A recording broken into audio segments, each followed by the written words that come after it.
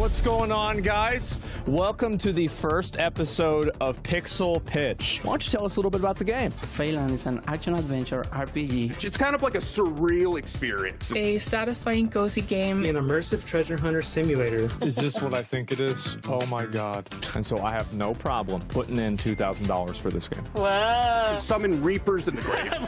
We're just throwing money around like crazy. Is that what you're trying to say? Yes. You telling me you did this whole fucking thing by yourself? I did the art, the code. How long did this take you? So far, 9 years. Wow. I could ask you questions about gameplay and direction all day. This is cool. If you're looking for a potential publisher, Mad Mushroom, if you want to set up a meeting off stream, we can talk. 3 Goblin Woblin. How you doing, man? Hey. What a shit game.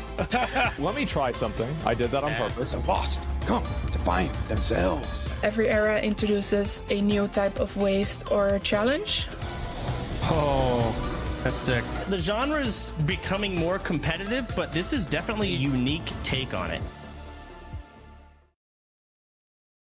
Wow, holy shit. Yeah, I didn't expect at all having that whole little intro. Isn't it crazy what you can do whenever you actually have a production team?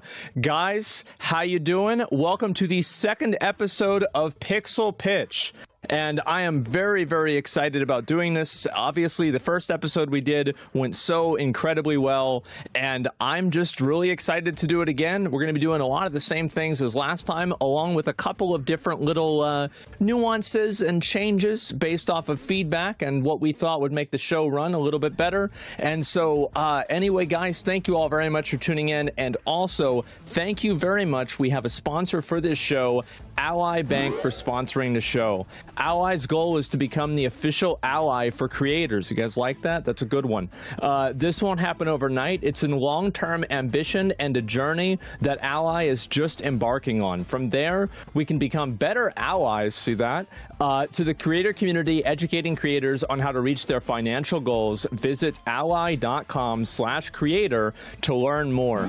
So anyway, guys, last time we had Chance, and we also had Kelly on for the show, and today we're bringing on 2 different guests, and I'd like to introduce them right now. Our first guest is going to be Olivie. I think she might be this is probably the first time you've met her. She just recently joined OTK, and she's been working on making our Games Expo this year the best it ever has been, and we had a meeting about that last night. And bro, you are cooking. This is crazy. I was amazed. Welcome to the show. Thank you so much. No, I have been spending basically the last few months reaching out to a bunch of indie developers as well as some small indie publishers. Yeah. I think I've interviewed over 80 different devs just over the course of April alone. So I have just been playing so many new indie games, and I can't wait to see more today on the show. Oh, I'm very excited, and especially after the ones that I saw that you had picked for the Games Expo, I'm going to be really curious to see what everybody has to say. So yeah, thanks a lot for coming on and being a part of this, and I'm very, very excited. And the second person that we have on for the show is also going to be our CEO, our main guy for Mad Mushroom. We've got Sibs as well. Welcome to the show, Sibs. Thank you, Asman. It's great to be here. Super excited about the show and participating here. Love the first episode and excited to check out these games. Oh, I am too. I am super, super excited, especially after what we saw last time. I mean, some of those games were just incredible. I always find it to be a little bit humbling, where it's like, you know, these people that are so talented and so good at actually doing something besides watching other people's YouTube videos want to come on my show and show it to everybody else. I'm very, very honored. I'll say that. Oh, it's a big deal, and it's great. Yeah. I mean, even, you know, I actually, right after this, have a call with the developer for Bridgeborn, who was on last month's episode. So I'm super excited to talk to them and that learn means more. I won't, yes. That means I won't have to keep asking you about that. No. we got it going. We're going to talk later. Okay. Awesome. And I know he's watching, so I'll see you later. Hi, yeah. Siavash. I remember him because his name was very, very unique. Absolutely. So obviously, besides being honored and humbled by the fact that the devs are coming on, we also are going to be giving them money, which is what's important. That goes back to the sponsor part as well. And so last time, everybody, we were giving out the money at the exact same time as the pitch. And I think that what that did is obviously, like, if you were the fourth or the fifth person that was presenting their game, well, you know, a lot of people didn't have quite as much money, and it was a little bit harder for those people to get maybe the funding that they were looking to get. So this time around, we've listened to a lot of your feedback, and we're making a couple of changes based off of the way that we are doing the prizing. So it's still going to be the $20,000, and the $20,000 is going to be split 4 ways. It's going to be $5,000 for myself, $5,000 for Olive, and $5,000 for Sibs, and we're going to be allocating that as we see fit at the end of the show, after we see all of the different games and we hear the asks from the different creators. But also, chat is going to be playing a role, because chat also has $5,000 that they are going to be helping giving away, and deciding which game is going to be getting effectively the best in show vote that's going to be decided collectively with chat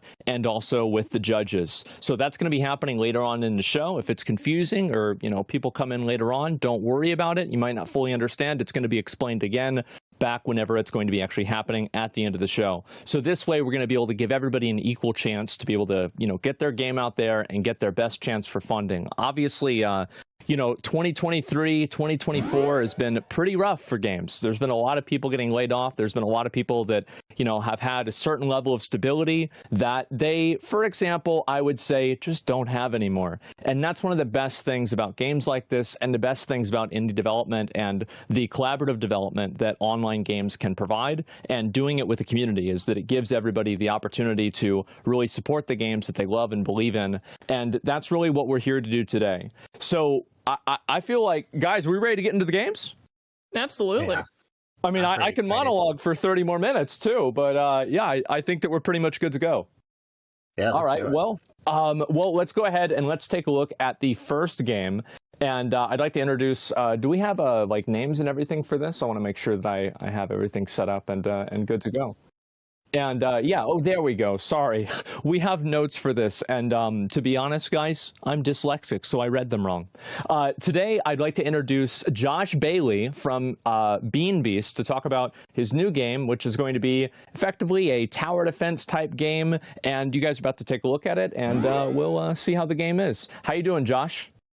Hi, nice to meet you. Thanks for having me on. Mm-hmm. Well, what's going on with the game, man? What you doing? Well, yeah, I've been working on, this is my first game. It's called Bean Beasts. And I think we'll jump straight into the trailer. But just before that, I'm trying to highlight to everybody that this game is still in early production. Okay. So I've kind of established the game loop and the mechanics, but the actual game itself is only 20 to 30% done at this point. So just bear that in mind when you're watching the trailer and the gameplay footage. There's plenty of games that get released like that. Don't worry about it. Call it DLC, man. You're good. Yeah. Yeah. Well, anyway, with that said, let's jump into the trailer. All right, great. Let's see it.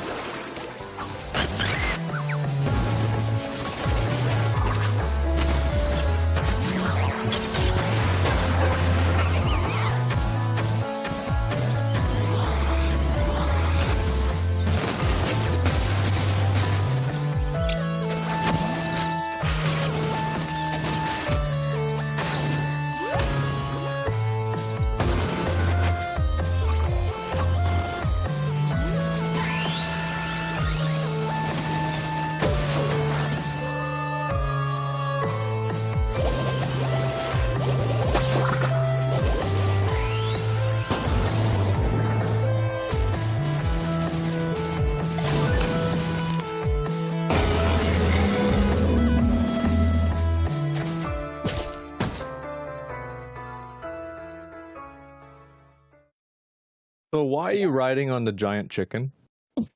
Because I thought it was cool. I agree. I just wanted my character to ride on big, mean-looking monsters for backup. Well, it makes sense. I mean, chickens used to be dinosaurs, and there's a lot of other dinosaurs in there. And chicken also comes from, so, you know in The Legend of Zelda when you attack a chicken and all the chickens swarm in and attack you? I know that firsthand. How can I put that in my game? So I needed a chicken so that I could have an ability where you summon chickens to your aid and they fly in on the map and attack the enemies on your behalf. So you're telling me it works the same way as like Legend of Zelda? It's like a special ability, kind of? Sort of. So all of the bounce, the rider, and the bean beasts all have their own special ability that you control. And for the chicken, you basically pick a spot on the map, and they'll just swoop in and fight the enemies for you. Okay. And so this is kind of like it's a tower defense game, and it also has like, it's got the pixel art for it, and it seems like almost you have some of these monsters that are, you know, not Pokemon, but they're kind of looking like that, where they're a little bit more creatively designed. And so I'm kind of curious, like, what got you to, what made you like inspired to make a game like this? So when I first set out, the original concept for this game was just to merge my favorite mobile game genre of today with my favorite handheld genre of when I was a kid. So it was, I'm going to make a tower defense game with Pokemon. And I mean, that's just basically, that was the concept. I started making it about a year ago. It's my first game, and originally it was just, can I make a game? I'll give it a go. And we're a year into development now, and this is where I'm at, and just been having a blast learning Unity and making a game. Are you a solo developer, or are you working within a team? That's just me for this one. Wow. I hired an artist to do my Steam capsule art, which is also the call to action you see on the end of the trailer. So she did this really cool cartoon for me. But yeah, everything else, the music, pixel art, code. I started learning to code. So I work as a sound engineer and also do a bit of video editing. But otherwise, I'd never touched Unity until about a year ago. And I just kind of jumped into it and really enjoyed it. It became my new game, making this game. So you just fucked around and made a video game in a year? Yeah, more or less. My ambition was just to release a game and get 10 positive reviews on Wishlist as a proof of concept that I could make a game, and then I could make something a bit bigger and more ambitious. But it's just kind of grown arms and legs, and I just really love it. And I've just put a lot of effort into the graphics and the sound and the music, and it's just really fun. So, Josh, as a huge fan, I would say, of tower defense games, this game is pretty exciting to me. Just from what I can see from your trailer alone, it looks like not only have you kind of incorporated the Pokemon-esque skills or active abilities that you can essentially use to kind of fight off some of these hordes, but also I really like what you did with, it seems almost like you can push some of these enemies off to the environment, or it's environment-based. Can you tell me a little bit more about that? Yeah, so the game has damage elements, status effects, wall pathing, environmental hazards, and physics. Basically, I just took all my favorite tower defense games and made a game that I would want to play that didn't quite exist by just cherry-picking my favorite elements of all of those games. So, for example, in Plants vs. Zombies, you unlock a new plant almost after every level, which is quite unusual for tower defense games, so I've got that. And I love Orcs Must Die. You can put down walls that kind of redirect enemies around the map, and you can get really creative with it. So I put that in this game. And then obviously like the sort of cute aesthetic with hero units. Games like Balloons and Kingdom Rush have that. So yeah, I just cherry picked all my favorite games and sort of merged them into one. I mean, it looks awesome. When you think of who you've built this game for, your audience that you want to gravitate toward this game, who is that target? People like me, I guess. People who have nostalgia for, like, a lot of the artwork comes from Mega Drive, Game Boy, SNES era games, in terms of reference and the music as well. In particular, things like Sonic the Hedgehog. I just think of the Mega Drive, and I just always go back to that as my inspiration. Middle-aged men nostalgic for the 90s. Yeah, exactly. That's a really big audience. That really is. There's a lot of people there. And so you've made this game public. How's the reception to your game been so far? Yeah, so far it's been a bit like screaming into an empty house. Like, sort of no one, I'm sort of a nobody, and nobody pays attention to my social media posts, although I've been trying. And yeah, but you know, it's just the indie struggle. Nobody. I think I've got about 300 wish lists at the moment, which has built up over a couple of months. So doing okay, I think, but not great. But yeah, going into it, to be honest, I just wasn't thinking about marketing and target audience. It literally was, I just want to make a game that I would enjoy and see if I can make a game. That was the proof of concept. So it's only now that I'm sort of thinking of that stuff, and I do think there are people that would enjoy this kind of game, which is why I'm pushing for it. Well, I mean, we already we have this loaded up. Like, you're talking about people might enjoy the game. There's a chance that we're going to be able to play this now, right? I mean, I'm pretty sure that my understanding is, yeah, go ahead. Yeah, so I asked them to load up the demo, and I think you can both play at the same time and have a little competition going. Oh boy! Oh boy! Oh boy! Okay. Is this a keyboard and mouse game or is it a controller game? So it's actually. So you're playing with a mouse, are you? Yeah, I am. Yeah. So I actually designed it with controller support from the beginning because I was hoping to port it to console and to be able to play it on the Switch. Okay. On the Steam Deck as well. But yeah, you can also play it with a mouse. So use the right button to drag the camera and move around. And the most important thing, it looks like you've already done it, is you have to pet the tortoise and pet the rider just for good luck. Oh, you can do that? Yep. You've got to do that. All right, you're blessed. You're blessed. Okay, great. So, all right, so now what the hell do I do, now that he's happy? So now, those arrows show where all the enemies are going to come from. This is the first boss. You're going to get swarmed. We can see prepare that. you for that. So your inventory is on the right-hand side. You've got your bean beasts up top. Okay. Just move this so I can see it a bit better. Talk you through it. And I can put these little guys down wherever I want. Yeah, so the nodes, when you click on a tower, the nodes will appear and show you where you can place it, and you'll also get a preview of the range of that tower. So all those little yellow nodes, just pick one. Okay, so I should put it like right here, right? Yeah, that's a good spot. Okay, all right. Oh, shit. Okay. So there, he's there, and now I can put two more of the blue guys, right? Yep, so with the bean beasts, they're kind of your hero units. You only get one of each. And with the traps, you can just place as many as you want. So there's two core tower types that you have to kind of manage and think about. And the beasts, they'll level up with experience over time. And the traps, you kind of use money like a conventional tower defense game. And then, so if you place that guy down, I'll just talk you through it. So if we're thinking about Warcraft 3, in Warcraft 3, these are the hero units and the other ones are the random soldiers? Yeah, kind of, yeah. Okay. So the traps kind of support your bean beast. Your bean beasts, so they're the heavy hitters. They've got the abilities. They'll level up over time. They start off quite weak.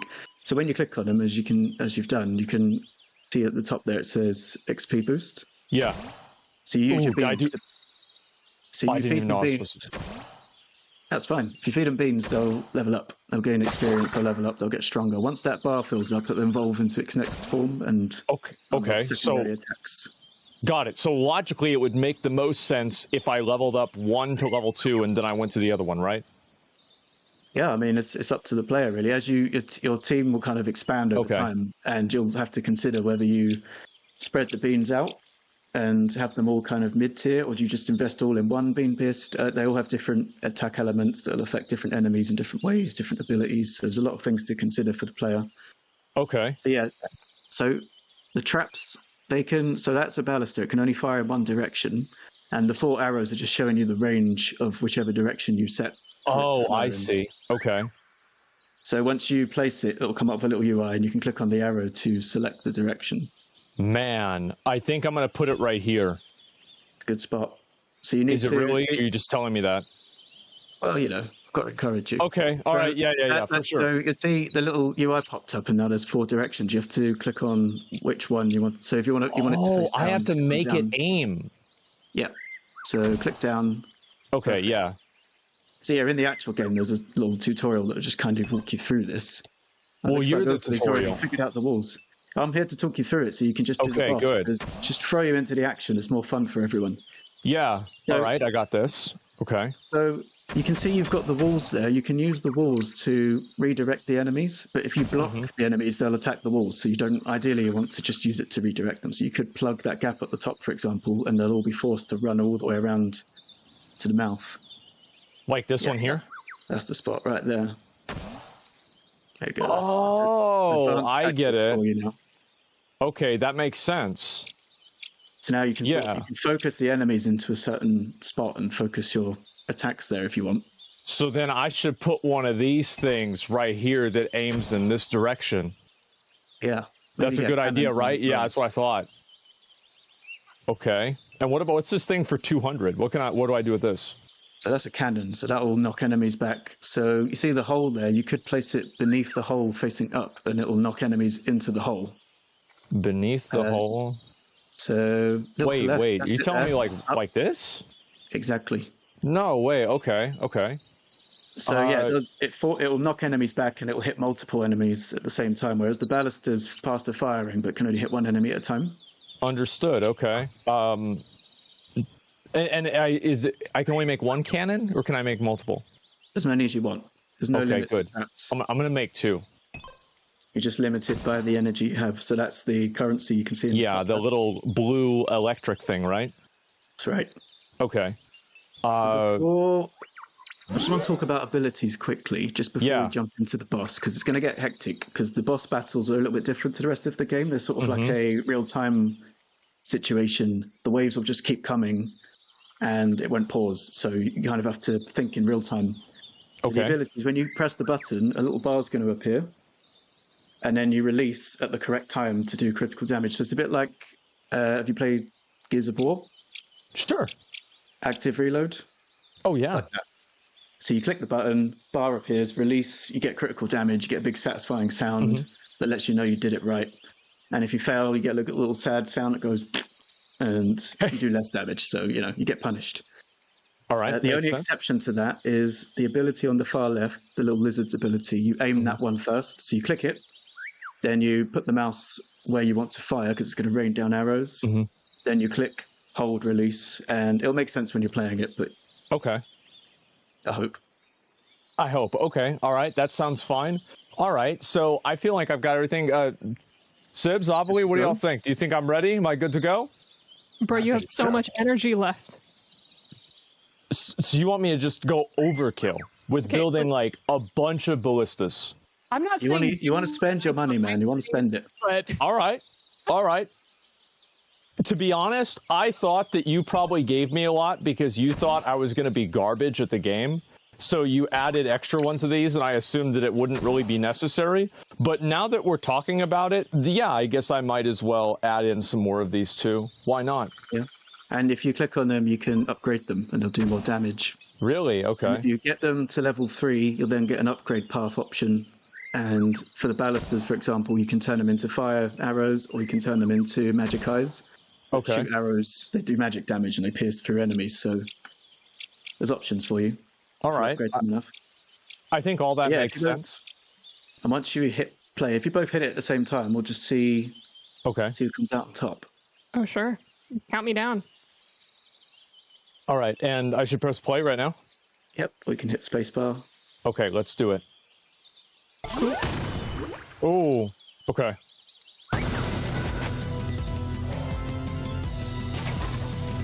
So I'm going to be honest. I just put a lot of floor traps on the ground. I don't know how that strategy is going to work out for me. I didn't even know there were floor traps. Oh, I'm just killing everybody. This is easy. Look at this. You got it. So you can use your abilities, so go for the turtle one, perhaps. He does a slam, it'll stun all the enemies in one go. Oh, I hold and release. Okay, I'm going to do it right now. That's it. Damn. Okay, and then if I use the guy, the little salamander, aim, hold, and then release, okay. So, then release, bam. Ooh.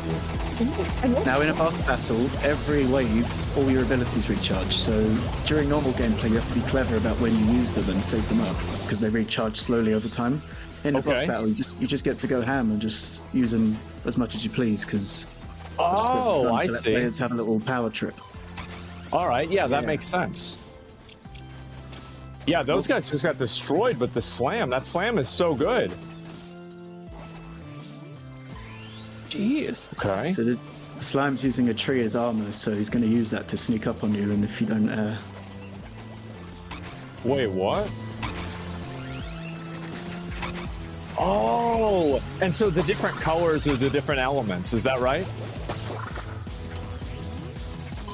Different colors for what's right? Oh, the damage numbers. Yeah, the damage numbers, exactly. So the damage numbers, it basically, if you do more, if you exploit a weakness of an enemy and you end up doing more damage, then the damage number will flash red.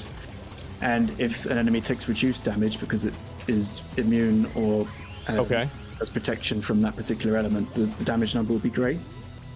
So it just lets you know whether or not you're exploiting a weakness or if the enemy has a defense against it. So those bugs with the rocks, they resist impact damage. So pretty much any attack you use is going to be impact. So their rock is just like a little hard shield that you have to break through first. Okay, I'm doing my best. How's your money? Looks like you got surplus of beans. Wait, oh my god, wait, I just noticed I have all those points. That's it, spend them, man, spend them. Oh my god. Okay. Can I block them from fully reaching me? So if you place a wall down, they'll sort of go into aggro mode and just attack walls. So it can be used as a strategy, but it might backfire on you depending on your setup. Yeah, and this is a boss level too, so there's a boss coming out soon? The boss is the slime, correct? Yeah. The slime's the boss. Oh! Got to take him out. But the slime does he keep getting his tree back? Is that what's going on here? So there's 3 trees in his path, and when he gets the tree, he'll go in it and use it as a shield. Oh, that jerk. So you got to take out the shield. Mm-hmm. But I mean, little tip: if you get a bomber going, if you upgrade the cannon, and then use the bomber upgrade, which is the only one that's available at the moment. That guy, he'll fire a bomb. Does fire? Oh, that one. You've done it. You're gonna win. Okay. I'm gonna win? Oh no, sorry, I was looking at Overly, sorry. Yeah, I was about to say. Well, you got a bomber down there. I mean, come on. It's not looking good, man. I'm stressed. Good. Makes for good watching. Overly's done it. Oh, I killed it. Oh. It's great. Okay. Complete level without taking any damage.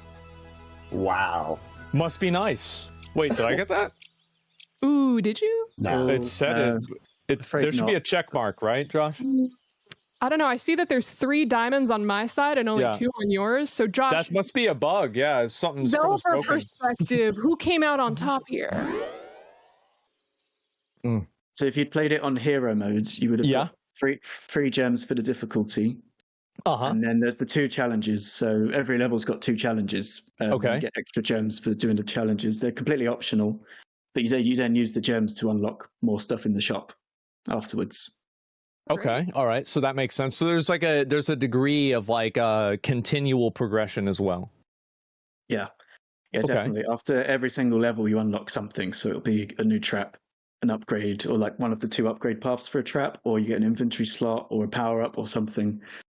Just every level you unlock something was just core part of the game loop. Okay. Okay, Sims, what do you think? Right now, it looks cool. Oh, so sorry about that. No worries. It looks awesome. I mean, it definitely inspires nostalgia, basically, for the demographic that Asmund had pointed out. I happen to squarely be there, even though I'm 29. But it looks amazing. Really does bring me back to the old school Pokemon days, and even the feels of like a Final Fantasy Tactics. It's pretty great. Yeah, that's where Final Fantasy is kind of where the damage numbers came from. I just remember when you see the damage numbers go up and up and they pop up and there's just does something to your brain. And I was like, well, I've got to put that in my game. Absolutely. As a visual representation of watching your power go up just through numbers. I mean, it's crazy how simple it is. Fun. Yeah. Mm-hmm. But well, honestly, go ahead. Sorry. Honestly, I absolutely adore this as a tower defense game, as well as having some of those fun little actives with all of the different like sprites and creatures that you have in here. I personally also like the character and kind of boss design. I think it's really creative for the bosses being able to use whatever environment is kind of surrounding them, whether it's trees or rocks, and really forcing you to adapt to, whatever enemies are being thrown at you. I feel like that makes for really fun and engaging gameplay. So I was very excited to try this out. Oh, thank you. I'm glad you noticed that. Yeah, I just wanted to make sure that Because I think a common trope that happens in tower defense games is you kind of just end up with a loadout that you prefer, and you just use that throughout the whole game because it just works on everything. And I was like, well, how can I break that up so that you can't just use one Bean Beast for the whole game? And that's why there's damage elements and things. So a Bean Beast that might be really good on one map might be terrible on another, and it kind of causes players to have to be a bit more creative. And I think that's what makes it fun, ultimately. There's a few other features in the game that I haven't touched on. I just maybe want to quickly mention. Okay. So the game, I created a retry last wave button in the game. So basically, you can take risks and experiment more, because if you fail, you go back to the last wave. You don't have to go back to the beginning. Okay. That enables me to make some longer levels. And then once you beat the game, I'm going to create a new mode called Beast Mode, which you basically have all the levels will be duplicated, but I'll adjust the levels so they'll have fewer opportunistic places to place your towers, more entrances for enemies, more waves. You only get one life, so it's just like a ultra hard, brutal end game difficulty that is the real game for me. And then, and there's also a mode, endless mode. It's going to be 8 maps for endless mode, and endless mode is literally there just for the competition and replayability. I've already had some playtesters. I mean, my playtester pool is quite small at the moment, but I've had some people. The demo only takes about an hour to finish, hour and a half. Okay. I've got some players who've played it for like 2, 4, 5 hours. I think 20% of my playtesters have played it for more than 5 hours, where they just keep trying to one up each other's endless map score. So I think that's sort of a key feature that I just wanted to. Oh yeah, absolutely. That's great. And so if people do want to try out the demo and try the game out, how do they do that? Well, the best thing to do at the moment is wishlist, because the demo's on not Steam? quite ready. Yeah, on Steam. So I'm still working on a sort of vertical slice, and then that's going to become the demo. It's not quite there. I imagine it'll be out in the next month or so. But if you wishlist the game, then you'll get a notification, or if you join my Discord, that's where I sort of get my playtesters from. And later in the year, I'll need alpha testers. So yeah, if you want to get more involved, you can join the Discord. But yeah, wishlist is really the best thing people can do to support the game. Absolutely. Okay. Well, I mean, you're on the show. What do you want from us? What are you asking from us? Oh yeah. So today, seeking investment for 2 things really. So the first thing is I would like to be able to port the game onto Twitch, and for that I need a Nintendo developer kit, which costs just under $500. Okay. And then I'd also like to translate the game, and for each language, I'm looking at approximately $500 per language. So there's no specific amount that I'd like, but like to ask for, but just enough to translate the game into a language or 2 would be amazing. So yeah, it just enabled me to increase the scope of the game and the reach. What languages are you looking to translate, and what's the logic for those language translations? So for me, I just want the languages. So I can do Spanish, Italian, German, and a couple of other European languages just through people that I know personally. But there are a few other languages that I don't have that access to, and I'm probably going to have to pay a translator for. And I just would like to increase the reach of my game. So from the metrics on Steam, for example, I can see that about 40% of the people who view my page come from China, and then about 28%, I think it was, are from Japan. And then also because I want to translate the game, because I want to port the game onto the Switch, I think it'd be good to translate it into Japanese as well if I can. So yeah, just as many languages as possible to increase the reach of the game. Awesome. Okay. Yeah, I feel like that is a very logical and smart way of going about it. And so yeah, that is awesome, man. I'm excited to see where this goes. I definitely am. Especially, I mean, this is a very modest ask. I mean, it will be very strongly considered at the end of the show. And I want to say, Josh, thank you so much for coming on and presenting and let us play this game and giving us this little demo here. the game's great. And so, again, the game is Bean Beasts, and you can wishlist the game right now. And is there a way that they can play the demo right now? Sorry, I wasn't sure if I was completely understanding that earlier whenever you mentioned it. So the demo is not publicly available just yet. Okay. It will be soon. But if you join my Discord, right, I'm always taking playtesters from there. I'm going to need playtesters to make sure the demo is bug-free and works before I release it to the public. So if you want to get more involved and help me with bug testing and give feedback for the game, then you can jump into Discord, and I'm there. You can chat with me and do bug reports. And if I may, just before I go, just want to say a big special thank you to my cousin, Sam, who's watching right now, because the only reason I'm here on the show is because my cousin told me to submit the game. And yeah, just so smart guy. Thank you, Sam. And shout out to Zach and Chris as well, if you guys are watching too. Well, hell yeah, man. I mean, yeah, that's awesome. And yeah, your cousin definitely had the right idea. I feel like a lot of people really like the game. Yeah, thank you. Oh, and yeah, I heard you had some monsters that you wanted to show us too, as well. Oh yeah, well, it was just a little bit of fun. You guys are interested. If you were to invest $500 today, then I will offer you, with your blessing, I can create a monster in your likeness in the game. Oh my god! It'll be perhaps a special monster. Maybe there'll be like a massive reward for the player and an achievement for finding them. I can name them after you. I can make them in your likeness, whatever you prefer. Just as a little bonus treat, if that's something that would interest you. Okay, so Sibs is kind of like an orc almost, like a bug or something. I'm a bumblebee, and Avali is is that a troll? I think, I don't know, like a dark troll with like the red eyes. Live under bridges from time to time. So yeah, that's a fair assumption. Who hasn't? So Avali's actually. So I've put your face on a rhino. The rhino is kind of like an enemy that targets walls and destroys them with its axe. So big pain, those enemies, so you get to be like a brutal nemesis to the player.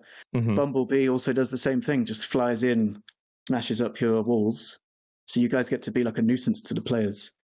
And then Sibs, your enemy, that's a gargoyle. They're basically, you can only damage them with magic.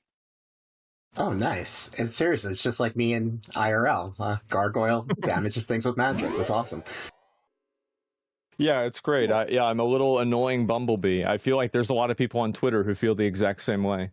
So yeah, I think they're perfect, man. And yeah, thanks a lot. I really appreciate you coming on. And honestly, I'm excited to see where the game goes. So thank you so much, Josh. And again, the game is Bean Beasts. You can wishlist it right now on Steam. Thanks for having me on. Of course. Yeah, I mean, honestly, that's such a nice little game, it's a very cozy, I feel like there's a lot of guys, maybe this is just me, but I feel like there are so many guys that are like around my age that are making games that are nostalgia games from like the 90s, and it's so funny because I'm the target audience. There it is, right? It's awesome.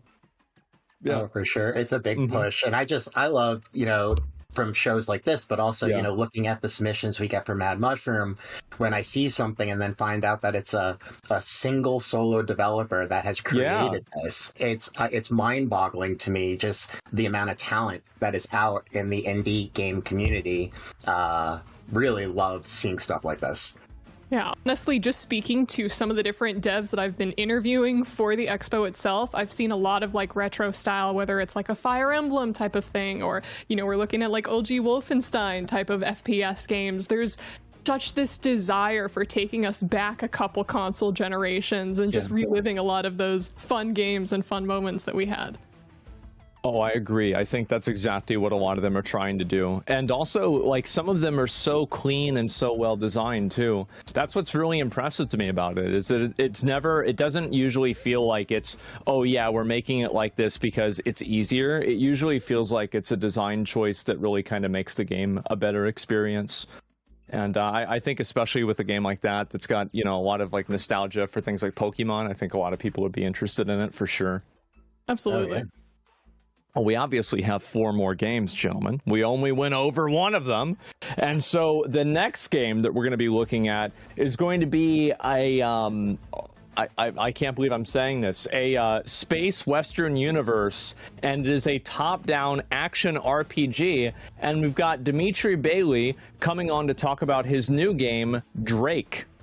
So, oh man. Right. Okay. Welcome to the show, Dimitri. How you doing, man? Hey everyone. Sorry, you caught me just in the middle of my journey. My name is Dmitry, and thanks for the opportunity to be here. So let me introduce Drake, not the rapper, but our narrative-driven action RPG about space cowboys and outlaws. So, but before we dive deeper, I want to make a short shout out to my team. If you want me. Without those brave people, the game wouldn't be possible. And these are my friends who have supported me in the past and continue to do so now. So everyone has a previous experience with game development, and we are now combining our knowledge together. Initially, like 6 years ago, it was just two of us, me and my friend. We decided to make our own game. I'm a huge fan of CRPGs like original Fallout, like Arcanum or Baldur's Gate, of course. And Arseny is my friend. He's an action person. He loves fast-paced games like Hotline Miami and Helldivers. Sure. So that kind of stuff. And we wanted to blend those two concepts together to make our game feel more like top-down Mass Effect, with great replayability and meaningful story choices. So let's jump right into the trailer. I'm ready. Yeah.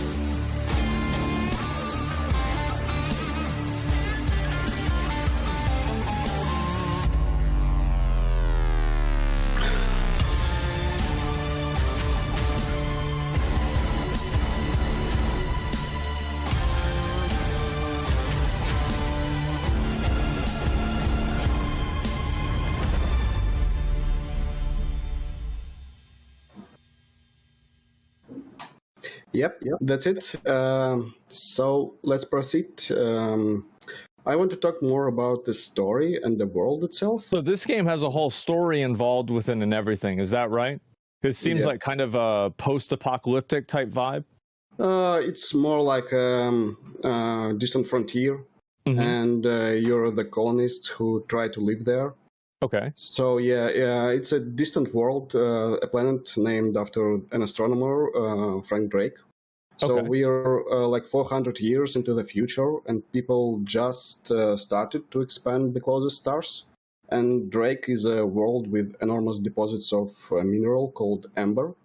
So this mineral is very valuable because it is used for life extension therapy, which is essential for interstellar travel.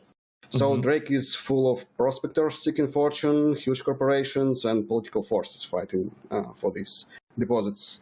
And your protagonist is one of the prospectors. But one day you find something much more valuable than amber. It is an artifact that can lead to eternal life. So this puts you between a rock and a hard place. With each faction on the planet is racing to obtain this artifact, and you're in the way. So we were deeply inspired by Firefly, the Expanse series, and Cowboy Bebop, of course. So Drake is a space western world consisting of small stories tied together with this narrative about the cost of progress and the power it holds over life itself. And because game is narrative driven, story influences the gameplay a lot. Mm-hmm. So yeah, and these tie all together. So let's move on to the gameplay, I believe. Oh, okay. All right. Yeah. Yes, gentlemen, we are going to be trying out the game and playing it ourselves. No, not yet. I didn't know that you had a slide for the gameplay. I have slides, Okay. I have video, I have everything. Holy shit. Okay, you are prepared. And by the way, can I just ask right now, how many people sure. do you have in your team that are working on this game? It's like 8 people that working constantly, and some people that helping us when the help is needed. Mm-hmm. So we rather small team, but we are all friends. I have a lot of experience in visual effects production. Okay. And I was like... As evidenced by the background? Clearly. I was a motion design freelancer for 12 years, and all these 3 members are my friends from previous work. Awesome. Before you jump into gameplay, I'd love to ask a question about narrative really fast, because as you had kind of described inspirations pulling from games like Fallout, Baldur's Gate, or the likes, with a game such as this, with kind of like that narrative, how long do you expect that to last within gameplay? Because I know for an indie developer, aiming for like 100-hour plus long storyline like Baldur's Gate 3 or other narrative games may be a bit of a stretch. Yes. We're mean to a rather small playthrough, but with wide replayability. Like 15 hours to complete a game, but you have different choices and different endings and different ways to see this story. Something like that. That's great for replayability. Absolutely. Yep. So narrative and exploration mechanics we developed first, like branch dialogues, quests, notes, puzzles, hacking, cutscenes, and so on. The combat system is currently in progress. We want to make it interesting and enjoyable with various types of enemies, different kinds of weapons, and tactics you can use in fights. Also, the character creator is just around the corner, and we've prepared a really cool design for the roleplay system. So yeah, here's the video, and it's already further away. But the meaning of this roleplay system that we prepared a level that you can roleplay actually. So you have a different path to complete it, and you can like straight like a sharpshooter. You can shoot everything, shoot your enemies, and break into this station, or like an engineer hack into the station.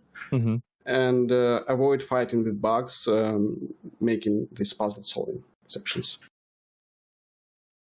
So yeah, and depending on how you play this level, you will award it by certain traits that will enhance you further. This exact playstyle you choose, it will be enhanced by traits. So actually, I wanted to ask about that. So the trait progression system, can you elaborate on how it works? And how does it impact replayability? Yeah, it is deeply connected with the story itself. So making major choices in a story, you will be granted with award with these traits. Like at the end of previous video, there was a situation when this girl Solo, she just betrays you, and you can choose like to shoot her, to spare her, or like give up. And this will lead to the major change in the story, and you will gain a trait with this choice. And depending on how you choose to play this level, if you like kill every bug, you get a trait because you shoot well, and you will shoot even better, and this kind of stuff. So you build up gradually over the progress through game. Yeah. Cool. How many of the NPCs in the story can you just shoot? Everybody. Whoa! All right. I want to make it to be everybody, but we have these hubs, like these cities, Yeah. So I'm not sure exactly. Will you be able to shoot everyone in this city or not? Okay. Probably with the progress of this story, there will be segments when you can't shoot everyone, actually. But yeah. I from the old games, I love to just put my intelligence to 0 and try if the dialogues will change.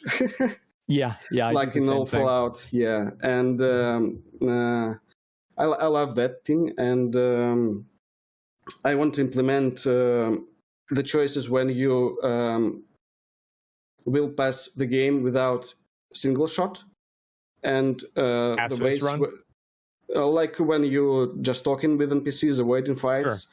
Yeah, and when you like doesn't tell a word, just shooting everything and like fast forward through the story. So then I guess, do you have your, as you mentioned, different endings or different story outputs essentially, do you have it kind of aligned either per profession or per, I guess, trait tree, or is there like your universal good ending, universal bad ending, neutral ending, wacky, there's a dog in the control room surprise ending? So I think, I don't know, I have a slide just at the end of my presentation. Yeah, this crazy stuff. It is a technical slide that my developer sent me to impress everyone. I don't know half of the things happening here, but I really know what happens on the right corner where this large tree. So this is the situation you meet in the game, and the lines, it is your choices. So it's a narrative decision tree. Yes. Mm-hmm. So you go through this story and you come to this end. So it is dependent on what you choose, actually. So this is interesting, because if you look at the bottom, how many different endings are there? It seems like there's like at least 10 out of that. It's like 10 big endings, and of course it's also dependent on what you've done before. Okay. So it's I think it will be 5 different locations even where you can end the game. So yeah, something like that. Awesome. A question I'll probably ask everybody that shows up on the show today, but who is your target audience for Drake? I think it's players who love these kind of story-driven games, like Baldur's Gate 3, of course, when it was a blast when it came out. Rogue Trader, yeah. It's people who love sci-fi, and especially this space western stuff. So it is a lot of fantasy RPGs out there, but not so much these sci-fi RPGs. So I want to actually I'm how is it called, physician by myself, so by education, and I like sci-fi a lot. These distant stars, and it drives me crazy. And I love to see more games about it. So then I'm going to just throw this question in really quick, because again, as you've mentioned, some of the narrative tying in with Baldur's Gate 3 or Fallout, honestly, I think sometimes Mass Effect, for a lot of those different narrative games, some of the biggest pulls for them was the romanceability of other characters. Is that anything that you're thinking of plugging into this game? You could unlock a huge community and audience there. I want to. It's a great question. That's what you're looking for investment here today? Romanceability? Yeah, what's the stretch goal you'll for that? You'll see. Okay, all right, awesome. We can jump, I can talk more about, let me just, some words about the production. Okay. We've been in production for quite a while, and we've pivoted a lot, experimenting with the visual style and gameplay, and eventually we got to the point where we could show something cool. So our idea was if we start showing our progress early, very early, The players will help us find the right path and make our ideas even better. So in 22, we released our first public demo and delivered a couple of updates. And the reception was really cool, and the feedback was very useful for us, making game better and better with each iteration. And now we prepare a new update that is almost around the corner. So my word to the audience, if you want to help us build this sci-fi RPG, please wishlist the game. So play demo, give us your feedback, and join our Discord to stay in touch. We're really trying to be super open to the community, and being here is a great opportunity to show ourselves. Yeah. But also we came for some money, right? Oh, yeah. Speaking of that, so what do you want? Yeah. Our most requested feature is a character creator. Okay. It will be template-based, allowing you to choose between different predefined body types, head meshes, hairstyles, and colors. So for 750, any of you can put your appearance into the character creator. Okay. Yeah, and if you decide to support us even more, and we exceeded $3,000, we will put all three of you in a special location called the Founders Mountain to set your support in stone. Okay, and all right. Yeah, we have one of these. We also have a special bid for the audience. So if we exceeded 5,000, our next demo update will come with a Twitch integration.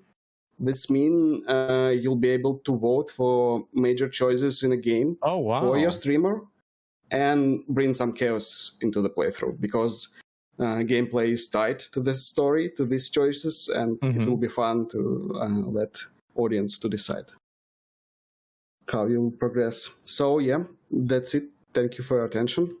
Absolutely, yeah. Are we going to be able to play this game, by the way? Like, I'm not sure exactly what the idea was.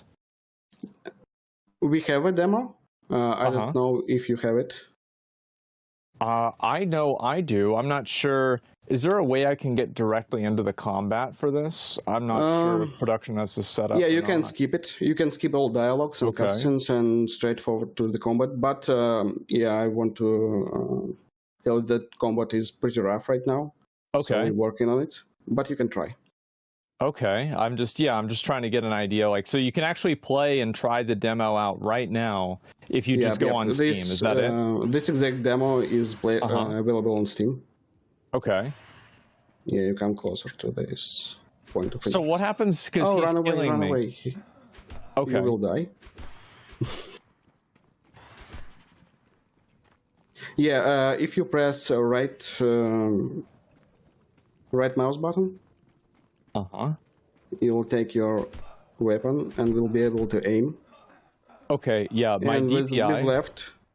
Okay, I got it now. Yeah. Okay. This makes a lot more sense. Like, I hate to say this because it just sounds super stupid, but I'm literally playing like this with the mouse in one hand. You're able to play with games. Yeah. Okay, great. Yeah, I wasn't sure if this was like a demo or anything, but yeah, I just wanted to give the viewers and everything an idea of like just kind of what to look for, what to expect, and now I'll actually use keyboard and mouse, and yeah, this makes a lot more sense. Oh yeah, you broke something. Yeah, there we go. Okay. So you can shoot these guys and like basically, obviously I can't go through everything because this is just the beginning of the demo. I just wanted to give people just a quick little idea of what to expect with the game.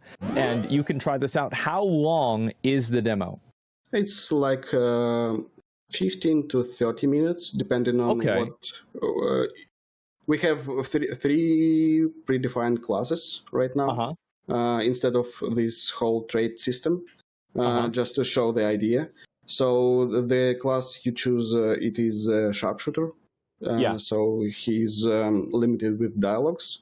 The guy, that engineer, he has additional dialogue options, and he's about like to solve puzzles. And the guy negotiator, he has the most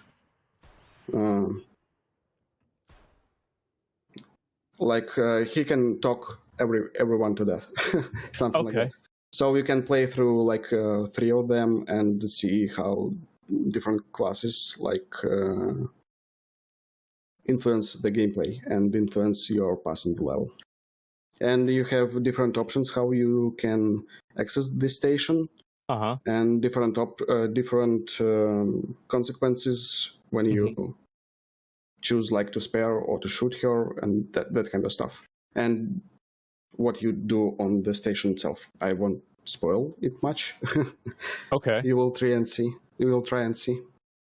Okay, awesome. Yeah, I mean, yeah, that's very interesting. I feel like any game like that. I recently went and I played Undertale, and one of the really cool things about it to me was like hearing that if you did different things, the entire game would be different and it would have different endings, etc. Because, you know, I'm basically usually like a live service multiplayer online game Andy, so I don't really play a lot of other story games like that. So being able to see something and try it out for myself was really kind of interesting. So it's interesting to see you guys doing the same thing, and especially I feel like, you know, with this game, I mean, you guys are in a really great position because a game like this is reminiscent of Baldur's Gate 3. Helldivers 2 just came out that has a lot of the same vibes as this game. I mean, this is some really good timing for a design like this. Thank you. Well, absolutely. And yeah, again, guys, if you want to wishlist the game and try the demo yourself right now, it is Drake on Steam. There's a QR code, or you can just look it up right there. And Dimitri, Sibs, Avli, you guys have any other questions? Nothing for me, but awesome stuff. I'm not usually a fan of top-down overall for games, but I had a lot of fun with Drake this past weekend. Yeah, I'm absolutely looking forward to learning more about the game and seeing more come out of your team for development. Yeah, thank you. Events like these are a huge opportunity for indies, and you're really doing the right thing. I hope you enjoyed Drake. Wishlist it on Steam, play the demo, and see ya, Space Cowboys. Well, hell yeah, man. And yeah, thanks a lot for coming on the show, and good luck with finishing the game. Well, yeah, I think that went pretty well. I mean, that is so, like, how the fuck do you get so lucky to where you end up making a game like this, and then Baldur's Gate 3 and Helldivers 2 comes out at the same time? I feel like that is so insanely lucky. Where it's like 2 of the biggest and most popular games come out are like half of one of your games and the other half of it. So that's actually something that I'm curious about, and I'm kind of interested in Sib's opinion on this, because at the moment, listen, Dune just came out, alien space planets with bugs and sand, that's the hot You saw the thing. sandworm? Yeah, sandworm. You have Helldivers, where it's all about squashing bugs and robots, as well as Baldur's Gate 3 coming out with a huge narrative. So depending on when this game is able to be released, do you think it's important for them to try to push out the game so that it could be kind of with a topical and trend as soon as possible? Or do you think that it's more important to give them a little bit more time, but then also potentially risk it not being like the hot topic of the moment? Right, so that's a hard one from a publishing perspective, right? Because like most publishers will go, nope, you need to hit a certain window now because that's when your game is going to see the biggest impact. Absolutely. And they wouldn't entirely be wrong, but there is also the idea of a game is ready when it's ready, right? And that is something that does matter. We all know that matters. We can point to some very recent examples of games that, you know, needed to just push out at a certain moment, and it was not what any of us expected, right?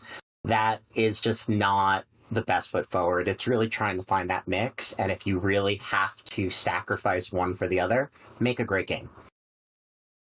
Couldn't agree more. Yeah, I think a really good way to look at it is like, Sibs, I totally agree with you, is like there wasn't really a big vibe for what Helldivers 2 was until Helldivers 2 came out, and then there was. Nobody thought that a game like, and maybe not nobody, right? But like the idea of a turn-based game like Baldur's Gate 3 just completely sweeping the entire, like every award and everything, I don't think you could have told people that was going to happen. And then if a game is so good, I don't even think it matters if it's topical. It's like if Elden Ring comes out 5 years from now, it would still be crazy. If Dark Souls came out right now, it would still be crazy. But I do think that there is, you know, there's like a multiplier effect. Is like, if they did release it, obviously you're right, that would go insane if the game was actually feature complete and ready by that time. Always just something to consider, but also something that's really cool for a lot of our indie developers to be able to work on their own timelines if they are just truly working solo. So more power to them. Yeah, absolutely. Be the one who drives the chaos. Don't be the one following. Yeah, set the standard. Be the trend. Don't follow it. Exactly. And we are going to be moving on to our other games as well. But before we do that, we do have a quick little video from Ally. They are our sponsor, and they're one of the reasons why we're able to do this show and put out this prize money. So let's go ahead and take a look at the video. Hi, this is Beth Woodruff from Ally. I hope you're enjoying this episode of Pixel Pitch. Ally is a leading digital financial services company, so it makes us incredibly excited when we see people grow their wealth as they pursue their passions. That's why it's so fun to be part of this program where we're seeing these gaming developers really shoot their shot and hopefully make some cash as part of it. We want to celebrate all these indie developers and gaming studios. We're really pushing the envelope and doing amazing things. We see you, we celebrate you, and we're so proud to be your ally.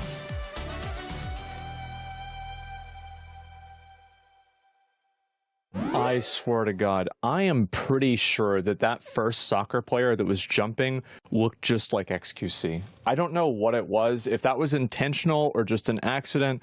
Like, I don't know if anybody else caught that, but like, I immediately thought that for a second. But yes, Ally Bank, and they are sponsoring the show. Make sure to take a look at them if you're interested in anything that they're having available, and they're trying to obviously make this for creators as well in the new 2024 when everybody is a YouTuber, and yeah, that's just how it is. And anyway, we will move on to the third game, and the third game is a futuristic RTS game, and this is kind of crazy because we don't see a lot of these anymore. RTS games, there's only been a handful recently. RTS game where you can play using any programming language or just use a computer mouse. And to let's see here to talk about it, yeah, we have somebody here from the team, and they're going to give us an idea on show. Wait, okay, your name is actually Showrunner? Yes. I read that. I didn't know if the... Okay, yes, of course your name is Showrunner. Yeah, I believe you. Welcome to the show, man. How you doing? Hey, man. Thank you for having me here. Side note, I was not supposed to present this presentation, but my team got stuck in plane, and Marcus and Jimmy, they got stuck. So I'm the nerd of the team, and I have to present the game. So apologies in advance. Even if my name is Showrunner, I'm going to be running this show as a nerd. So you just wear this all the time then, right? This is just, yes, not a big deal. I'm okay. like this cyber ops operative who is hacking. Yes. So, go ahead. Sorry. Yeah, so we're a team of 3 guys, me, Showrunner, then we have Marcus Howard, who is our business developer guy, and then we have Jimmy, who is our intern for marketing, and he has prepared a presentation video for us. And we'll make to see it. Yeah, let's go.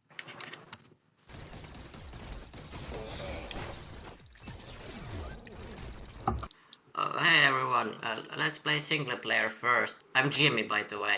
Let's get started. This is PC. You start it. You have your modem. Then you press Windows. We're playing with Script Kiddie. Let's connect to internet. And we're connected to internet. Let's browse internet so that we can occupy these tiles with websites.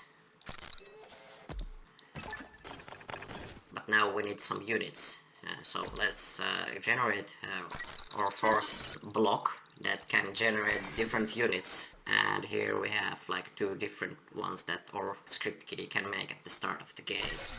And here we have one, and as we perform actions, enemies start to appear. Here we have already some virus cookies, so I have to be careful what to do.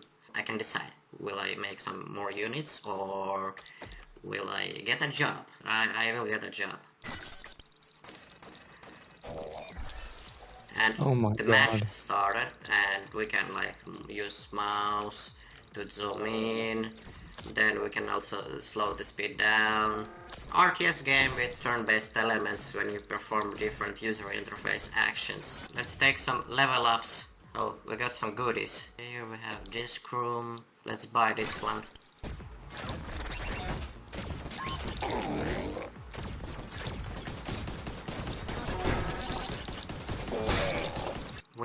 taxes. I have to pay taxes. Yeah, we didn't have any info. Okay, they're gonna be spawning here. What guns do we have here? Pistol, shotgun, RPG. Ooh.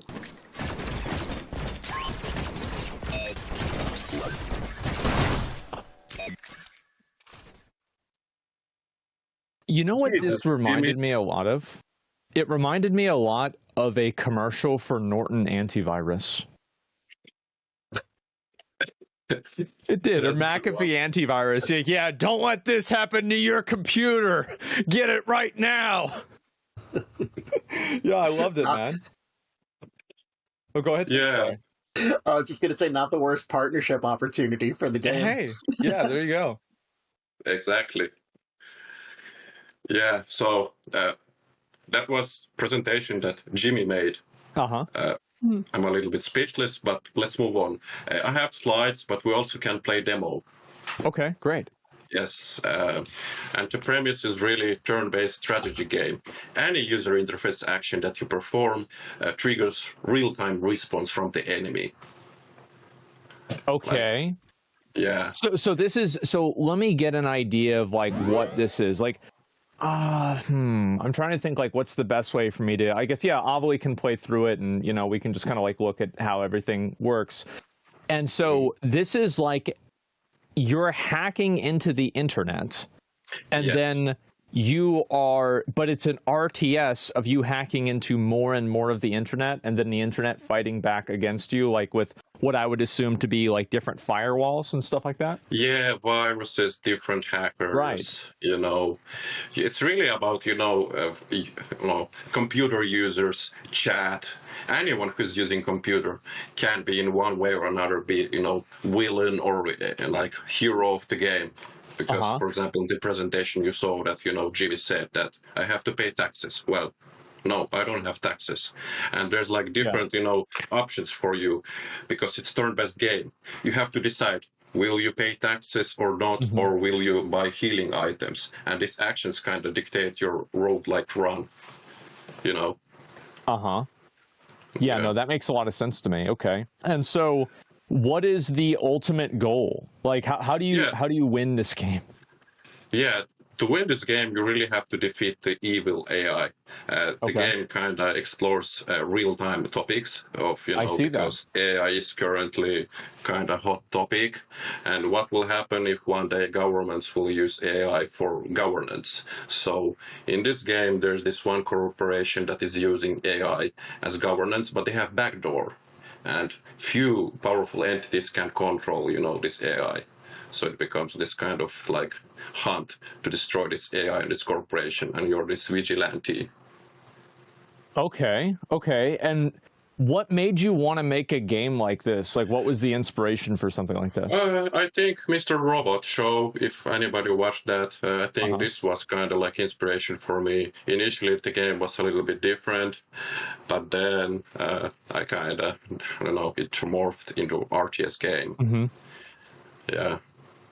So how much of the... Yeah, go ahead. Oh, yeah, go on. Sorry. No worries. So I love that you're able to use programming language within the game to actually play the game. How does that differ from the traditional controls for a player?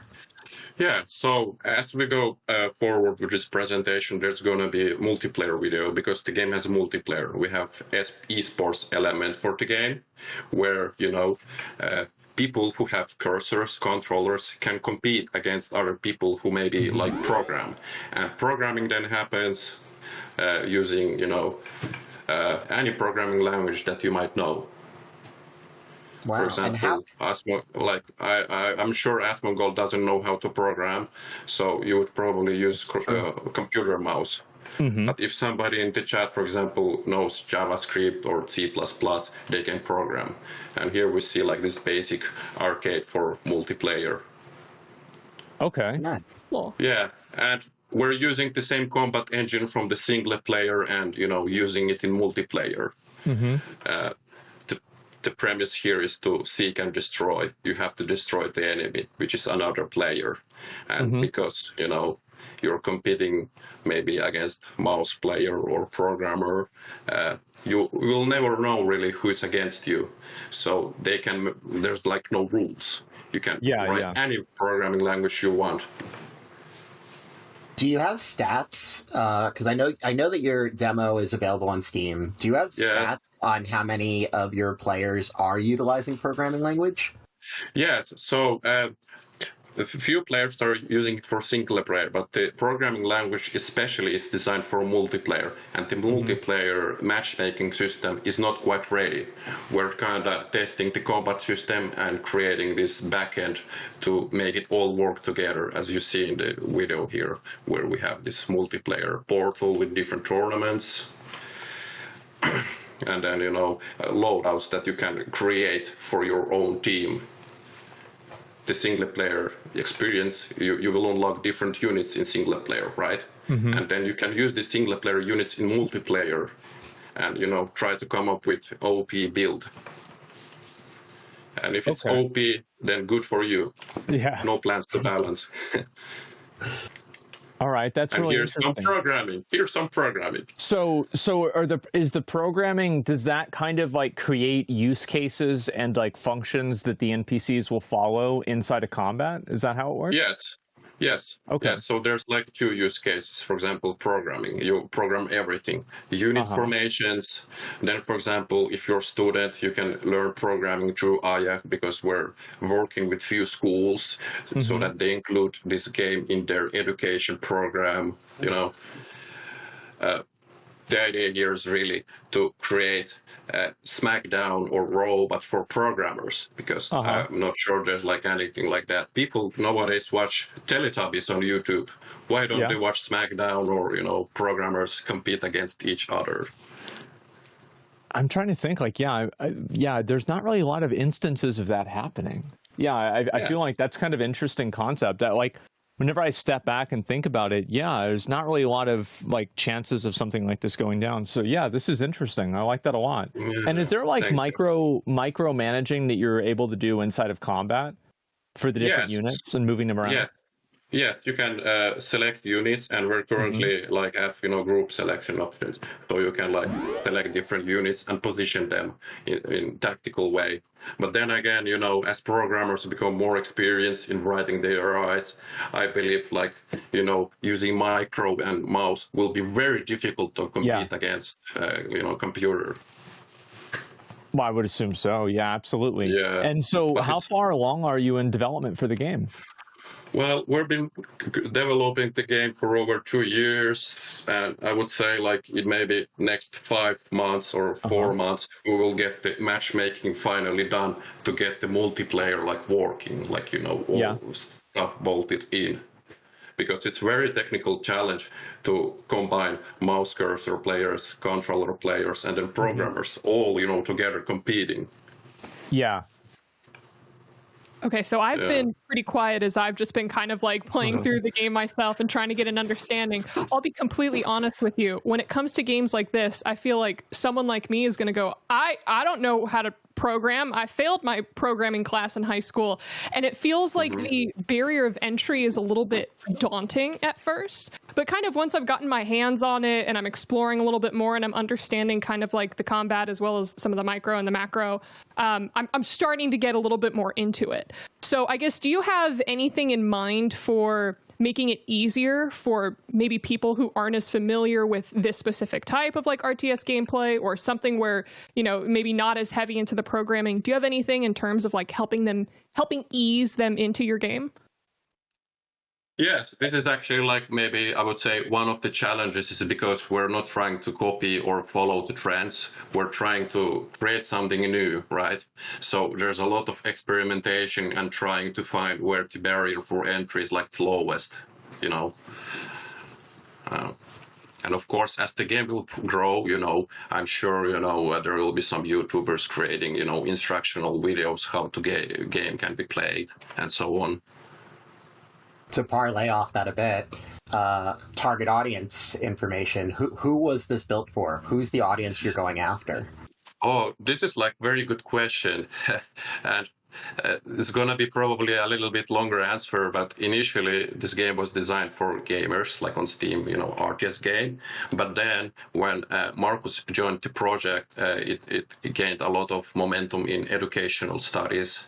And then after that, well, it got, because, this is like VR, virtual reality, and we have these robots in real world. What would happen, if, these games that we currently have on Steam could be used to train these models, so there's like a little bit of military crossover there as well. Nice. Yeah, it kind of escalated for indie developer, but it is what it is. If we're not gonna do it, then somebody else will do it, and it's game over for the world. So we want to be the good guys, and I love it. I love it. No, that's great. And so yeah, I think one thing that's really interesting to me about this is the fact that I don't really know any other game that's like this. I would have to really think about this in an abstract way, but I feel like this is such a unique and interesting idea, and especially whenever you combine in, and you know what? Here's a question. I just thought of this.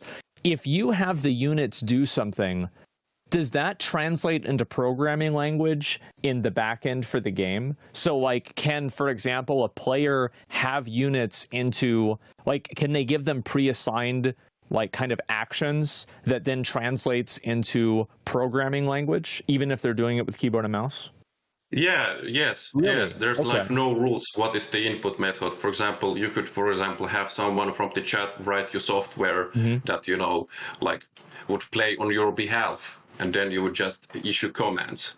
There's really no rules because it's really about, simulation is happening on the back end, on the server.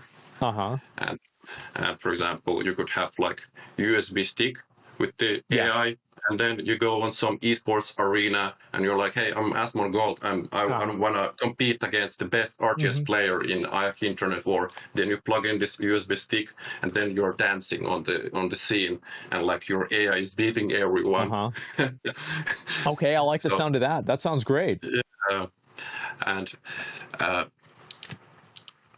the little segue to that is that we also have tournament system, because it's part of the experience. Okay. That how esports are not really approachable for the ordinary people in terms of monetary rewards.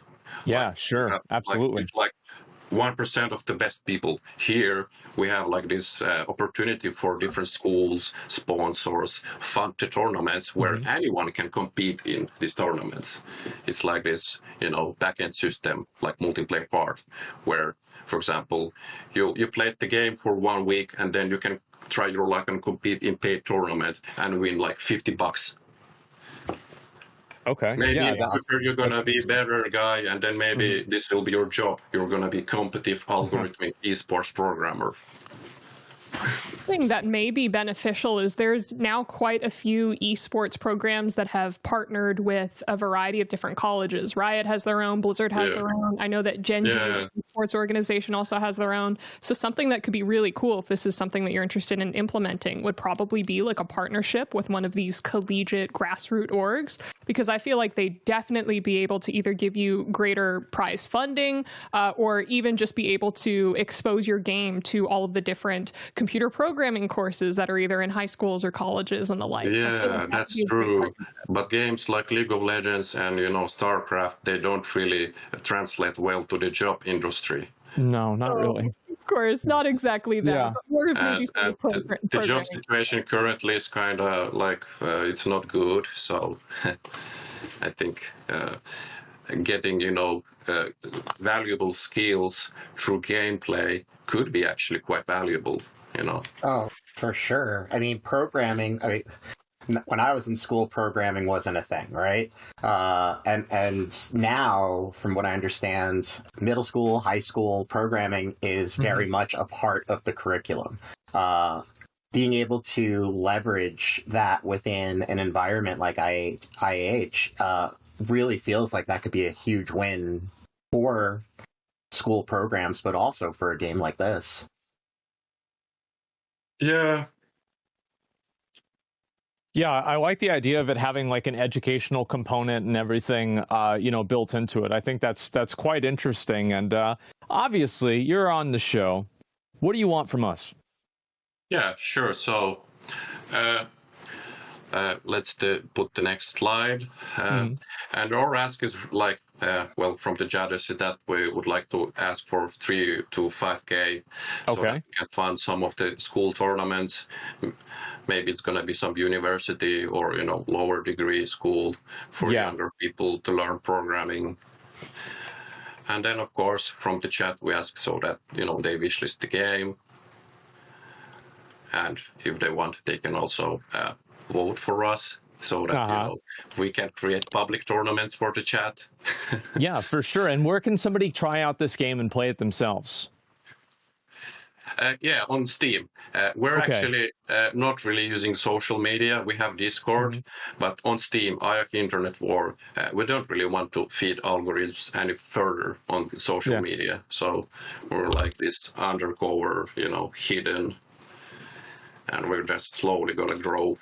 Okay, but it is on Steam, though, to be fair. It is on Steam. We're and you can wishlist. Yes, you can take a look at it right there. And yes, IAH Internet War. What made you come up with that name?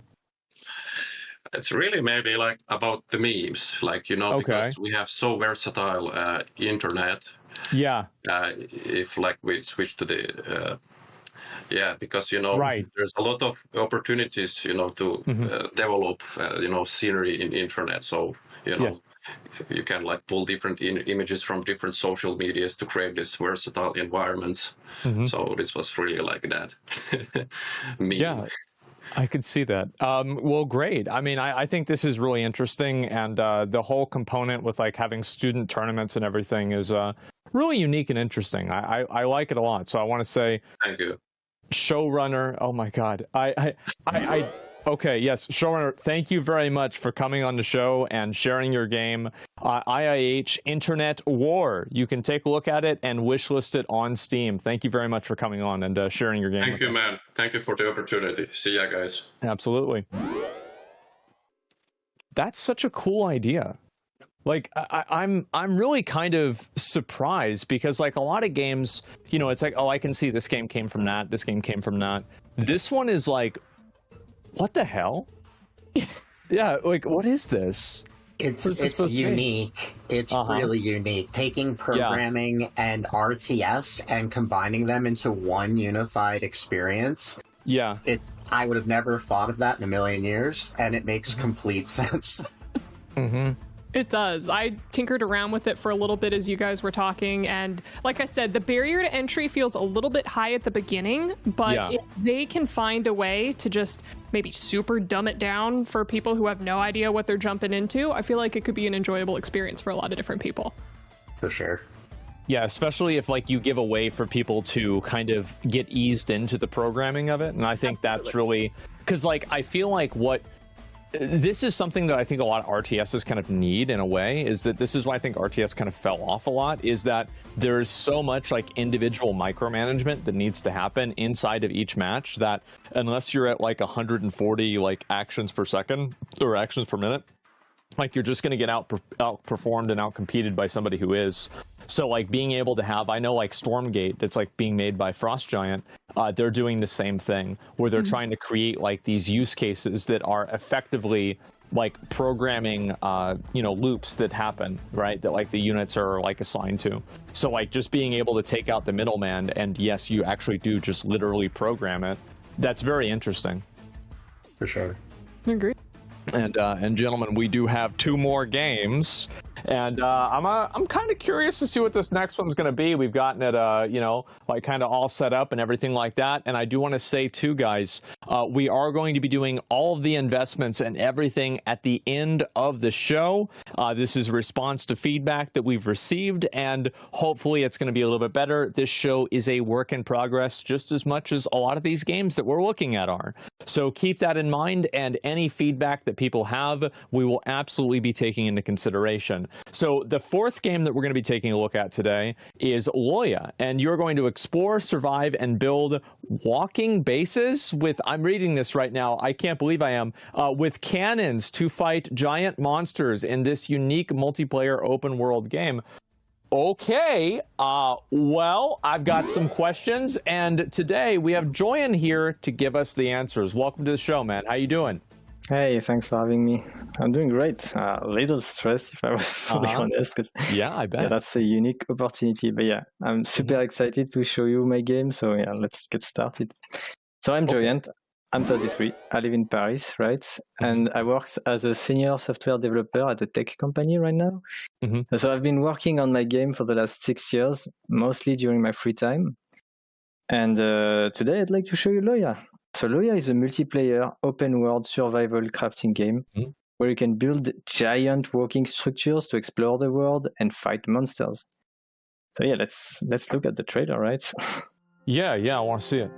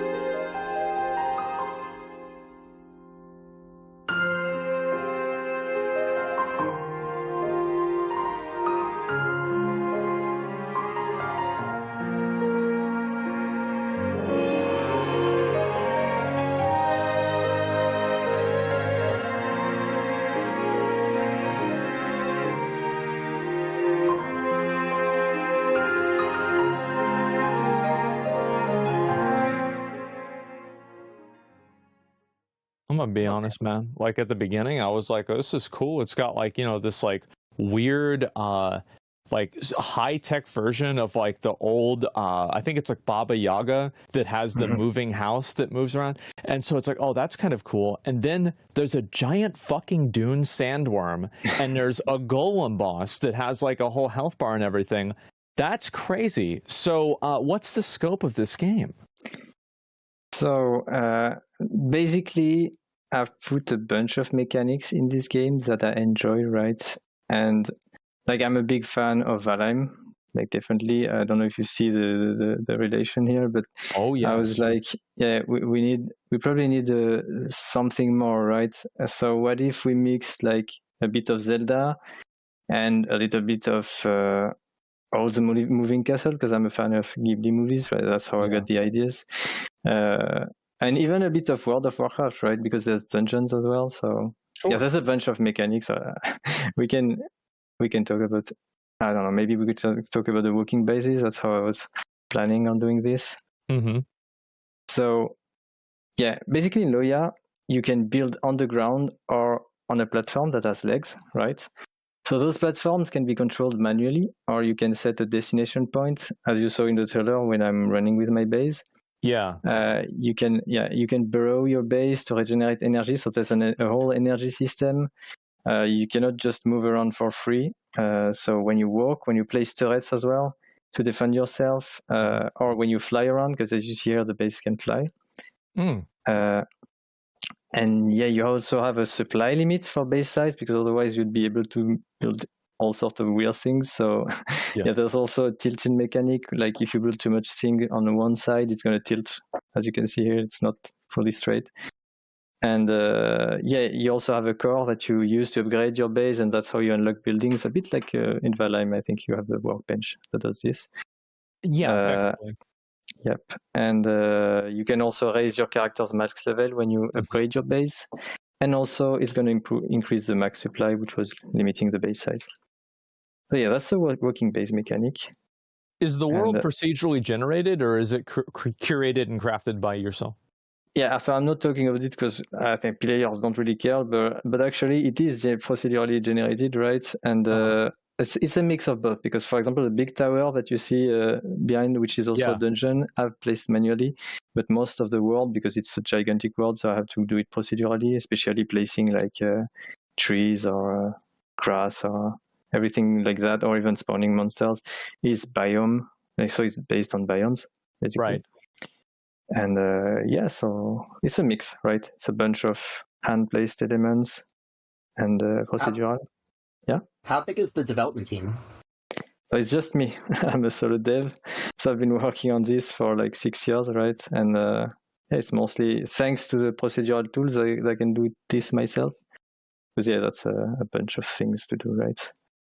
Super impressive. It looks amazing having a base mechanic where it moves with you throughout what feels like a very expansive world. That's really impressive for a solo dev. Thank you. Appreciate that. So it's awesome speaking with you again. For Asmin. We've seen each other.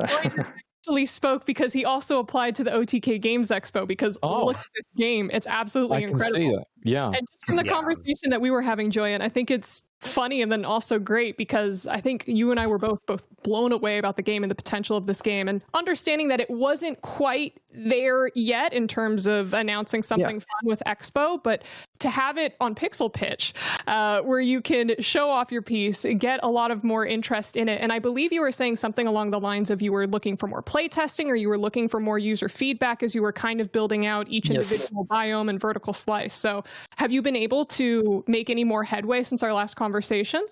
So basically, as Asmund always says, right, I'm trying to make a good game, right? And to make a good game, I need feedback. So that's why I have a playtest right now. And so I'm always looking for people to give me feedback. Even better if I can watch them play, and I have the footage for that. You're playing right now, okay. I'm trying to punch a snail. Yeah, go ahead. So he has a shield mechanic. So I'm doing my best to make, as you can see here, combat clear and easy to understand. I don't want skill shots to be always. There should be an indicator if there's an AOE, for example, or the projectile should be clear. Yeah. And if it's not the case, that's why I'm doing playtest, right? I need to know, because I'm really trying to improve that, because I want the game to be a good game. That's why I need to keep working on it, right? So if you don't like the control, if you don't like the feel of the game, I'm really looking for feedback on this end as well. Yeah, I'm just trying to get up to a vantage point and take a look at the whole world. And there's the tower that you mentioned. I mean, you can there. You can try to climb on the. It's a bit far, but you could try to climb on the tower. So I put a hidden jump, you can jump from platform to platform and to get on the top of it. I think in Final Fantasy they had this. A lot of games have things like that. I know even games like Only Up had those secret little jumps that you can find, and the springboards and everything. And so there's a big red guy down here at the bottom here. Is this a boss? Yeah, that's a mini boss. So you can fight him if you want, but I know. I'm sure at level 1 it's going to go really well. Go ahead. Actually, that makes me think about the combat system. Right now, most of the skills and combats, if you're really good, you can beat him. Even if you if it's better if you have stuff, obviously, but you can try and beat him, right? Did the dodge his iframe or no? Yeah, there's an iframe. I think it's 0.25 seconds. You can try. Oh yeah, he's gonna dash at you first. Oh my god! Okay. Yeah, you can zoom out with a mouse scroll. I think maybe it's easier to see. Yeah. Oh, I see. It's a little circle. Yep. So. Okay. Yeah, I want it to be clear, right? So this is very much more of a, I guess you could say skill-based game, and to an extent. Oh my god, it's got a charge. Yeah, it's a mix of multiple factors, right? So there's the skill aspect, of course, but that's an easy boss, so you can beat him like that. But the other biomes have higher levels, and you would struggle, obviously. Oh, it got me. Damn. You died. You died. You see the recap as well. So I'm trying to I want you to know why you died, right? That's really important. So you already have a death recap. So basically, this game, I feel like this game, a lot of the things that you're explaining are things that have frustrated you that other games didn't have. Is that accurate? Yeah, definitely. Yeah, I've been playing a bunch of various types of game. Like I play a lot of PvP games as well, like highly competitive, but also like I've played a lot of WoW as well. Yeah. So yeah, I've been trying to incorporate what I like from these games and what I don't like. I'm trying to not touch, right? So yeah, that's pretty much it. So Joanne, with this game, I mean, clearly you're going to attract the survival game people. You're going to attract people who like open world games. I mean, you've already attracted Asmongold into your game. But in addition to that, with some of the base mechanics that you've kind of built in, especially with making your moving base look very Howl's Moving Castle-esque, I do think that you're also going to attract a lot of, your cozy style gamers, people who want to build their base, decorate it to the T, and travel the world. So how hard are you open to going into your decor kind of aspects of the game? I mean, I've already added, like, if you press tab as Mongol, you can see the list of things you can build, right? Okay, and so there's a bunch of furnitures as well. A core, command unit.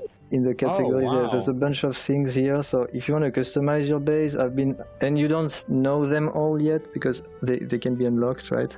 Yeah. And so I'm definitely open to you customizing your base. That's the whole point, right?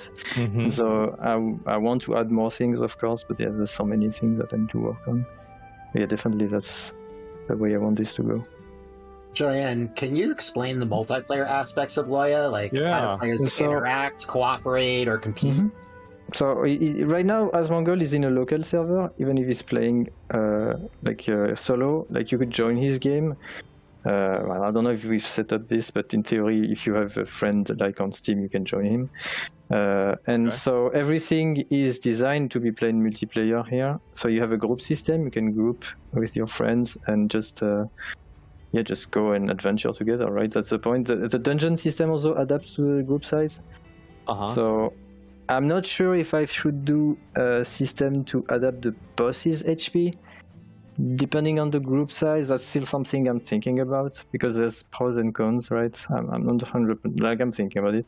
But yeah, it's very hard to balance that. You're right. Yeah, so I'm not sure, but we'll try. Like that's why I want to do playtests as well for this type of feedback, right? So the multiplayer aspect is not 100% ready. Like there's some things that don't synchronize as well, but you can definitely play together. Maybe you're gonna struggle to see someone on a walking base because I still need to improve the sync a little bit. But yeah, other than that, I think it's no problem, right? You can go ahead. Yeah, so you created a crafting table. That's cool. So you see the tutorial, and now you can just use it. Yeah, I'm looking at Olivier's screen. Yeah, you can try. Wow, and she's actually playing the game. I'm just running around like an idiot. You can go ahead. You can try. Like I've put things there, so you can have fun with a little parkour, right? Well, I like this aspect. All the recipes. Yeah. So and also you can discover new like crafting combinations just by trying. A bit like in Minecraft, like you can just try items like that. That's the point of the crafting table. Great. So I'm gonna go punch this snail and see if I get anything good. You see the shield in the snail, so I'm trying to make it clear that it's using its shield, right? Yeah, no, I like that. And there's like a little stamina bar of the shield, so you know what to expect. Yeah, exactly. Oh, cool. Okay. So yeah, we completely are off rail for the presentation, but that's okay. That's fine. Joanne, who's your target audience for this game? I'm the target audience, right? Because I play this type of game. So I'm doing this for me first. I want to make a good game, right? And if people like the game, and I'm sure, since I play games that other people like, I'm sure they're going to like it too, right? So I would say like people who play Valheim, people who like Palworld as well, this type of stuff, right? Yeah, this reminded me a lot of Palworld too. Yeah, by the way, there's a pet system. I don't know if we can switch to the video because that would be interesting to show as well. Because right now I've added pets to the game, and you can have like where you're going, Asmon. There's an egg, like there's an actual reward to get a pet if you manage to get to the top of the tower. If I get to the top, okay, I'm trying to do it. And so you can get pets in Loya by collecting eggs, right? Okay. And usually you get eggs by completing quests, or there are some drops from some bosses where you get quests when you get eggs as well. And every time your pet levels up, he's gonna like you're going to be able to feed him. And so if you give him food, depending on the food type, he's going to have a permanent boost, right? And it's a bit like Valheim or WoW. When you eat something, you get a buff, and it's a unique slot. So here, the buff would be permanent for the pet, right?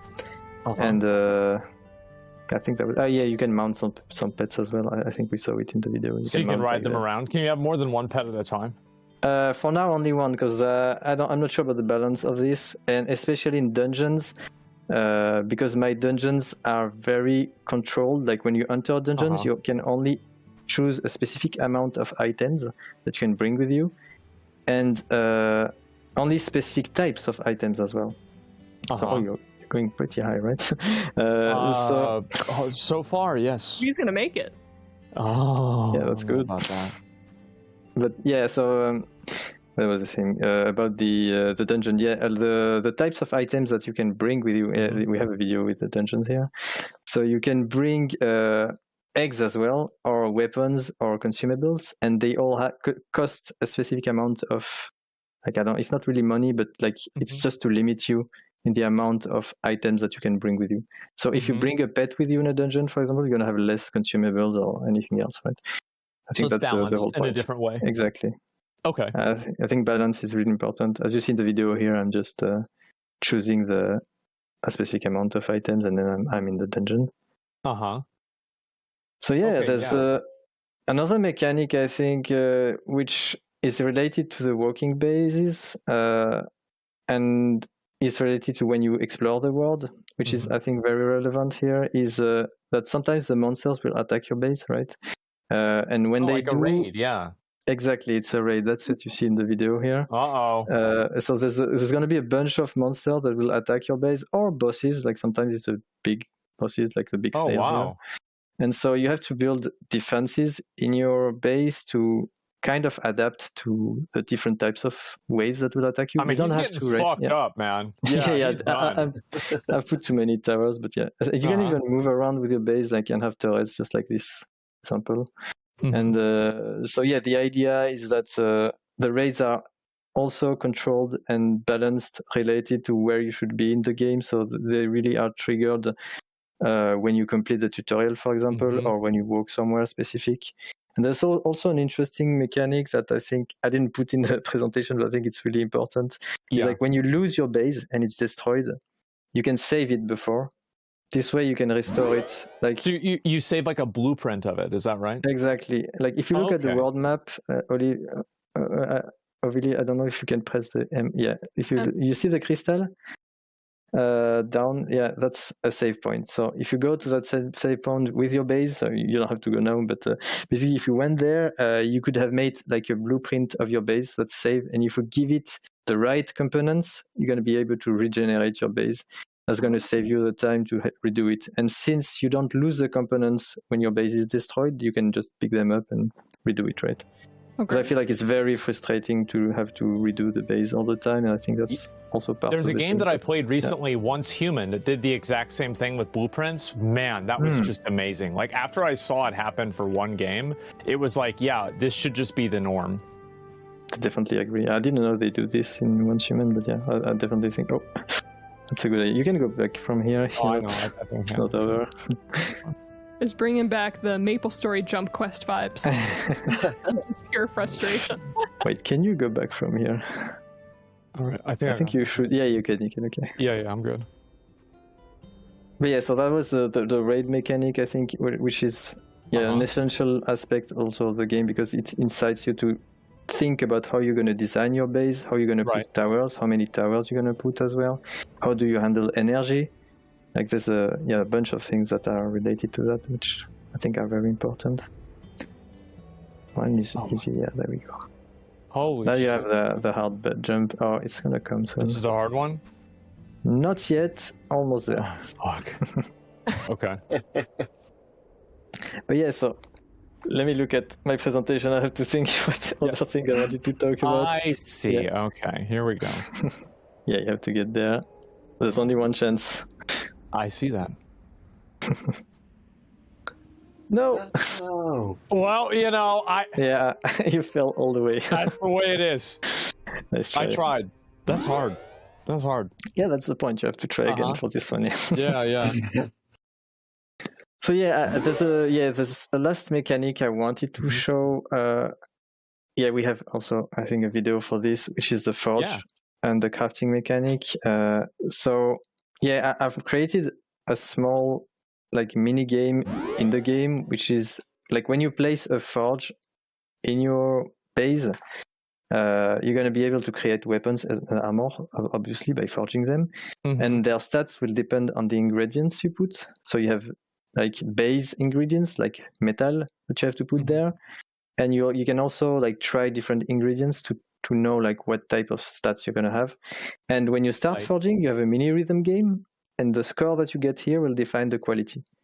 But you can try and reforge them as many times as you want to make them better. Basically, I've been forging weapons for maybe hundreds of times just to get the right forging rate. I think I'm showing it here exactly. So that's the mini game. So you have a timing where you have to press the. Yeah, I love those. Yeah, I like it as well. I play a bunch of rhythm games, so that's why I wanted to add this. And I feel like it's also an incentive to use what you collected, the different ores. And it's just different from just combining items or basic crafting functionality. But yeah, I like it. Oh, cool! My base is standing now. Perfect. Yeah, that's. Oh, you've raised the base. Yeah, exactly. Oh, can we see that? Can we see Abu's base? I'm actually kind of curious. Show the base. There it is. Oh shit! It still needs the face, but we're starting. You can you didn't put a door on the right side, but you can still, I think, climb using the ladder. Try. I think it makes you cross. Yeah. How you gonna get back up on that? I didn't say I was an interior designer. You didn't plan that far. Yeah, because I didn't think about that. Okay, you can get stuck like that. Oops. You can reach the ladder. You have to jump and press. Yeah, I should improve that. Right, it's not really convenient, but there we go. And if you go up, it should put you in. There we go. Oh, door. So you can working as intended. I'm sure. You can also try to set a destination point if you talk to the core. Okay, let's try it. So you can have the base auto walk somewhere? Exactly, that's the point. So just try something without obstacle because I'm still... Yeah, there's a bunch of obstacles, It's not going to go there. But yeah, you can see it moving. That's the fun part, I think. It's really satisfying. But he's going to hit the tree, right? And he's going to stop. Yeah, because I still need to... Is she in the same world as me? She should be. I don't know. Did you join his world? I'm not sure. I think I maybe meant just spiritually. Okay, no, apparently not. I was about to say, okay. And how many people can be in one of these areas? I've been doing tests with 20 people because just to give context, this used to be an MMO project, so I wanted to make an MMO when I started this. Okay. So the multiplayer aspect is very pushed and it's very optimized for this. So in theory, I should be able to handle 100 people, but in practice, I'm sure it's not going to work because I wasn't able to test it. But from the time it used to be an MMO, I used to have 20 people. So now it's not an MMO, but it should handle the same load, right? I don't see why it wouldn't. Then it would also depend on the specific machine, right, for the server. Because you can also have dedicated server if you want, since that was the initial architecture. Yeah, no, that makes a lot of sense. I think that POW World has something that's similar to that as well, so I'm kind of used to it. Yeah, no, this is interesting. I feel like this vibe of games, everybody, anytime a new one of these games comes out, if it's good, everybody's going to try one of these out. And the fact that you're making something like this solo, and this has taken you, 6 years? How close are you to finishing? So right now, the first biome is completed, right? This represents 5 to 10 hours of gameplay. That's the forest biome. And that's what I've had from the playtesters. At least the feedback that I had from them when they played, there's someone that played 20 hours, but in general, I think it's 5 hours. Unless you really want to unlock every pet, everything that's in the game. So right now I'm working on 2 new biomes, which is the desert and the ice biomes. We should see them soon here.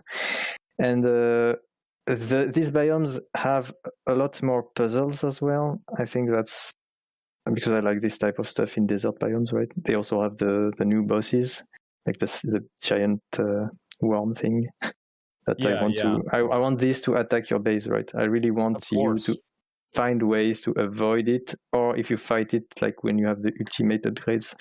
But yeah, that's the idea. And so when I'm done with this, I'm gonna add one last biome, which will be flying islands. So this one will require the flying mechanic to access, right? And so are these biomes going to be connected? Because I feel like yes. Okay, so they're all interconnected into one it's open world. It's one world. Yeah. You already have access to them. It's just I didn't complete the quest in there, and I'm missing some monsters. But yeah, it's definitely directly accessible. And so because right now every system is done, right? I'm not really programming that much. I'm more like adding content, so I'm going way faster. So I believe I should have these ready, like the ice and desert biome should take me like maybe 3 months, and then hopefully in 6 months the whole thing should be ready. Don't take my word for it, like I may be wrong, but that's the plan, right? And I'm planning to have like 50 to 100 hours of gameplay for the early access version. Yeah, that's the goal. Wow! As a solo developer, that's that's ambitious, I know. But I mean, that's the point of making this type of game, which is I gain a lot of playtime from collecting resources, exploring, trying puzzles. So the idea is that I don't need to make as much content as an MMO, right? Hopefully. Of course. Well, yeah, go ahead. Go ahead. I was just going to ask, what brings you on, Joyan? What's your ask? Yes, so let's look at the ask, right? So I've set up a bunch of goals, right? So the first goal, like if I manage to get 2K, I'll be able to redo the character models because I don't like them that much. I feel like they lack detail. They're not bad per se, but they could be more detailed. Like if you look at the mushroom avatar, like the limbs are too small, and when I use the glider, they don't reach the hand, don't reach the glider, so that's a bit weird. So yeah, I feel like it would gain, like it would be better if it was remade. So yeah, that's that. So the other goal, get ready for the second goal, right? So if I manage to reach $4K, I'm waiting for the slide to swap. Yeah, there it is. So, it's not up to date. So I was okay. 5K. Let's say 5K then. Amazing. So add a new NPC, which will be the boarding skeleton. And this NPC is going to give you a quest. Yes, and if you complete that quest, you're going to get the roach egg, and you'll be able to have a roach pet, which will be you'll be using it to fight. So yeah, that was that's crazy. It's a great idea. Wow, it's awesome. Good, very, very good idea. Like it. Awesome. Yeah, I mean that's quite modest, I would say. I mean overall, I mean to make something like this happen, especially with like your development cycle, that's incredible, man. Look, I don't really need the money that much, right? I've been doing this in my free time for all these years. If I needed money to do this, I wouldn't have been there. Like there's no way, because if I was to make like to find a team to do this, it would cost like I don't know millions, right, to make. So I keep doing this myself since it works, right?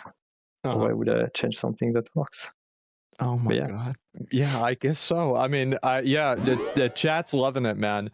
So I mean, this is like it's such an ambitious game. I mean, it's always incredible for me to see like one dude making this massive game. It's crazy. So I love to see this. I think everybody does. And just to give context, like it's not my first game, right? I've been doing project for 15 years. They were all failures, but I do this for fun, right?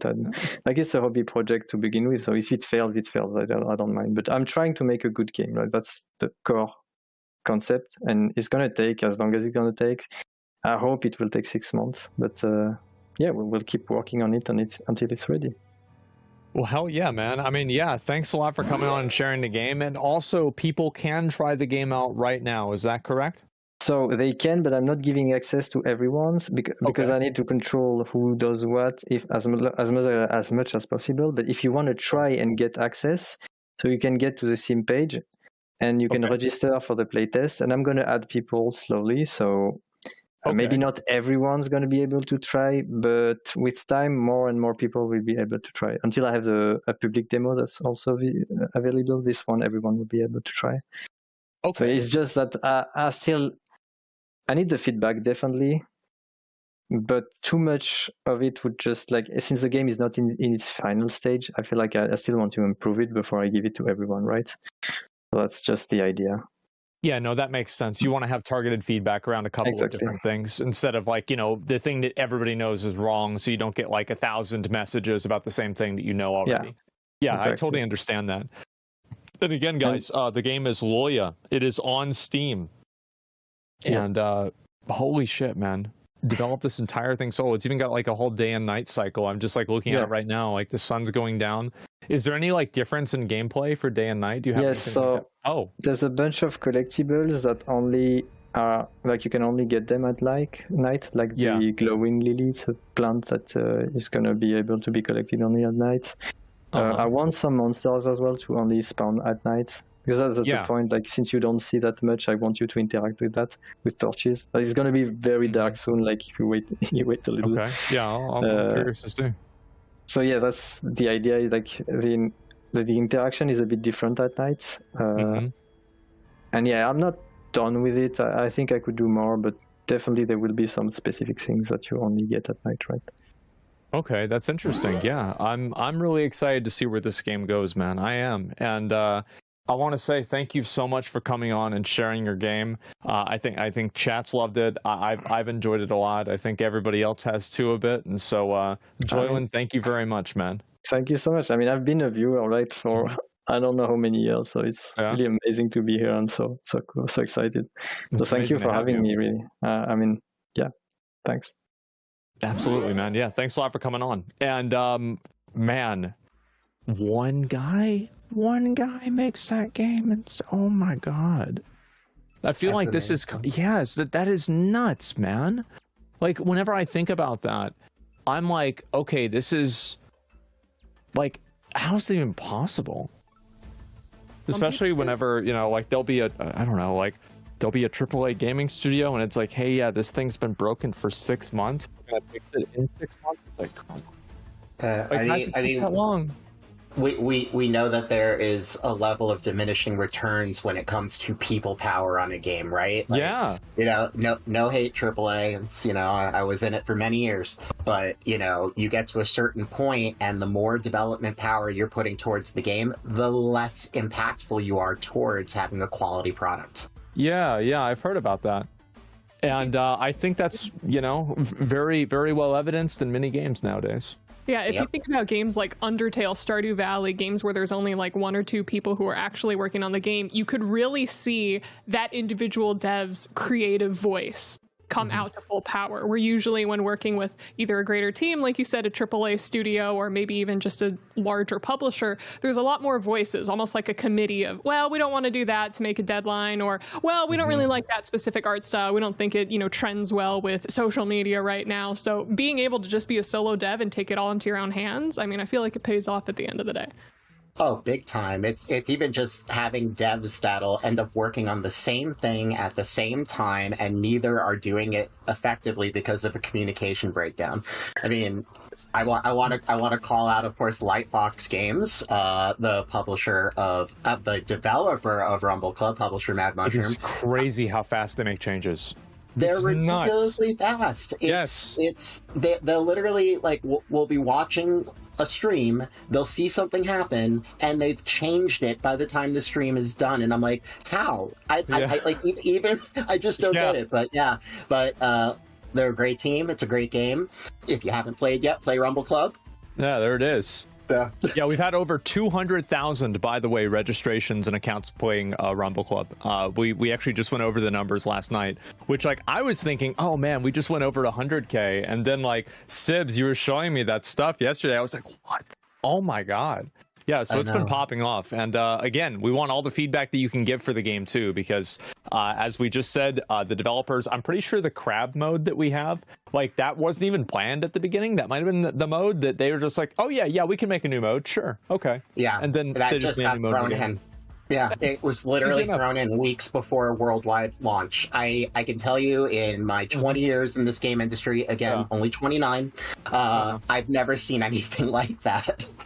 It's crazy. And I feel like there's so many more studios that are going to be trending towards that smaller and leaner size. I mean, it's like, you know, you get to the point where like a lot of these games get like, instead of too big to fail, too big to succeed. And it's like, how do you move a Titanic whenever, you know, you're competing against people in canoes and Viking longboats and jet skis, right? I mean, it's very, very hard to do.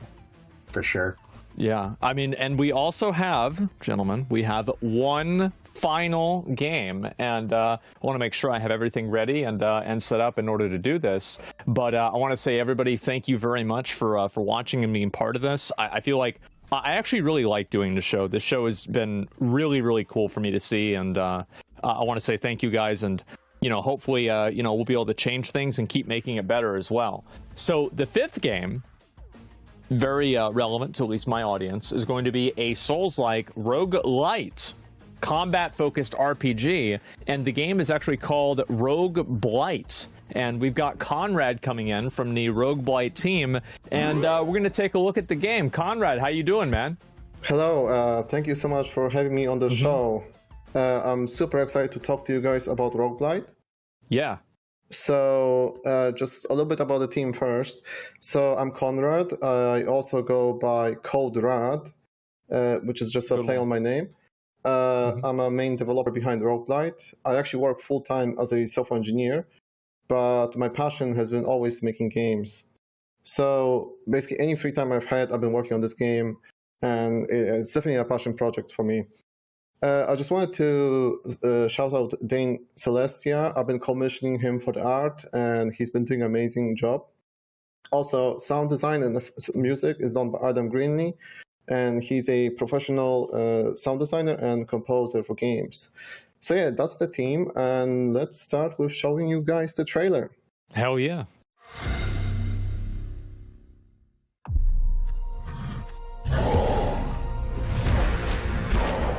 You've fought countless battles.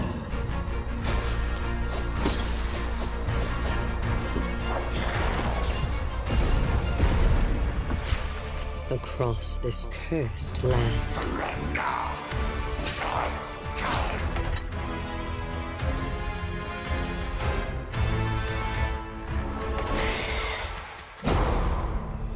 Growing more powerful with each attempt. I can upgrade anything you desire.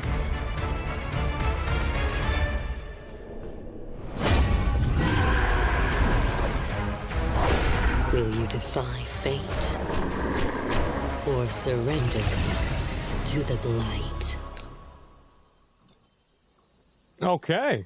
So you've got like actual bosses and everything built into the game, and you apparently get more powerful as you fight the bosses, and then eventually, hopefully, you're able to beat them. Is that about right? Yeah, that's right. So Rogue Blight is a 2D Souls-like roguelite game with main focus on 1v1 combat.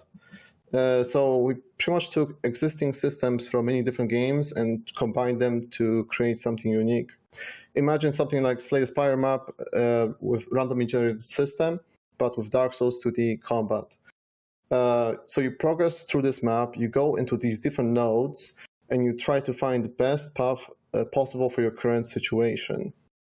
In the story mode, there will be total 3 maps with unique backgrounds that you and enemies that you will have to traverse through. You have to do them one by one, in row. If you die, you basically start over, but you do get stronger. So yeah, also there'll be a technically 4th map, but it's going to be like a additional boss. Yeah, so the game takes place in dark fantasy realm, plagued by blight. Your objective is to get to the source of blight and destroy it. You will fight through a wide variety of enemies and bosses, and as you progress through the map, you will find different gear and items, and you will create different character builds. Okay. Yeah, that makes sense. And what kind of builds are there? I saw like there's magic happening. It seems like obviously you're able to use melee weapons. What's the what can you do? Yeah, so you find weapons and armor. That's one thing you do. So there are 4 weapon types. You got swords, wands, daggers, and shields. And what you can do is you can combine them. So, for example, you can wear a sword on one hand and a wand on the other. Oh, wow. Or you can dual wield swords or daggers or wands. There's an advantage to dual wielding as well. If you dual wield, you attack with both weapons at the same time. So if you wear 2 wands, you will attack with both wands at the same time. But there's also advantages not to do that. So it's up to you. So basically, you create like a different character every time. And also, you find armors to complement that character build. Okay. So the armor is set specifically on what build you're trying to do, or you might get found armor from different builds? So there are attributes. So you have strength, dexterity, and intelligence. And the weapons scale based on those. So wands scale on intelligence, swords on strength, and daggers on dexterity. So you want to find like mage gear if you're using wands, for example. There's also unique gear that you can find that has unique effects, but but usually want to match the attributes to the weapons. Conrad, it's great to see you again. Yeah. Full transparency to the rest of the panel. Mad Mushroom is talking with Conrad, and Rogue Blight is up for consideration. So, chat, if you have any thoughts, let us know. We want to know. Yeah, for real. But, I'm, of course, a huge fan of this game and would love to know what sets Rogue Blight apart from other games in the Souls-like roguelike genre. Yeah, sure. So I think the character builds are the biggest thing, right? I try to make it so there's like literally hundreds of different possibilities to make different heroes. So something I didn't talk about actually is status effects as well. So there are status effects. For example, we got freeze here. I freeze this gorilla for 3 seconds, and you can apply status effects on bosses just like on normal enemies as well. And as you can see, a shield actually has a skill that reflects damage back to the enemy and applies freeze. So it's like a parry? Yeah, exactly. This is okay. Sort of a parry. All right. It's a little bit different because it reflects damage and applies freeze, but there's also a parry shield. You can make a parry build as well, for example. There's a parry shield, there's parry dagger, and there's also we'll get to that actually. So the way status effects work, I probably should mention, is let's say weapon applies 10% freeze. You need to hit enemy 10 times to apply the freeze. So it's not instant. So you see, you build it up exactly. So it's not like instant like here. I already built it up before the gift started. Another thing is blessings. Okay. You find these things called blessings that modify your character. And I just wanted to show those 3 blessings here that I think would work pretty well with this build. Are those blessings relevant throughout runs, or is it like you get the blessings for that run specifically, and then in the next run you get new blessings? Yeah. So blessings are reset when you die. Okay, got it. And weapons as well. So you start basically from scratch and you have to build up again. You do keep, when you die, you keep a currency, and you can use that currency to upgrade your character permanently. With like max health, max damage, stuff like that. Yeah, potions, but also you can upgrade shop, blacksmith. There's like a bunch of things you can upgrade. So bonfire. So for example, you go to bonfire, you get more options if you upgrade the bonfire, not just restore your health, but maybe refill your potions or choose. There's also things called minor blessings, which Right. So you get basically blessings encourage different styles of builds, basically. That's what I'm getting at. Okay. So we have currently in this playtest 60 blessings and 50 different weapons. Oh. This means there's 50 different weapons. Are there like different move sets for each weapon? So there's different movesets per weapon type. So like daggers always have the same moveset, but every weapon has unique skill. So like like weapon art in Elden Ring. Got it. Exactly. So and also there's different status effects these weapons apply. So you can find a bleed katana, for example, or ice sword, poison sword, earth sword. There's they all have status effects that they apply. Lightning, wind, fire, light, darkness. So so there's actually quite a more to the game, but like there's a blacksmith and stuff like that. But I would love if you guys try the game. Okay, so time I finally can play. Okay, good. Yeah. All right, so let's see here. Let me get over to here. All right, so I've got my character, and I'll just move this. So I would recommend using a mouse for a character creator because it's going to be just easier, but then controller for the rest. You can also randomize your character if you want on the bottom left, up to you. But I allow people to do anything they want with the character, basically. If you want your character to be purple, you can do that. And at the top, you got the tabs as well, so you got your hairstyles. All right, let's take a look. Oh, okay.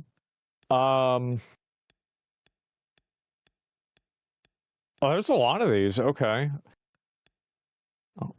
Oh my God, you have the cloud hair too. Okay. All right, that should be fine. And there we go. And then for hair, I think there's no hair on that one. So yeah, no, this is things are already looking really good. Okay. Oh, this is perfect. Yeah. Also eyes and face. Yeah. Oh my God. Okay. Mouth as well. Eyebrows. Well, I'm gonna make him mad. Okay. There we go. That's good.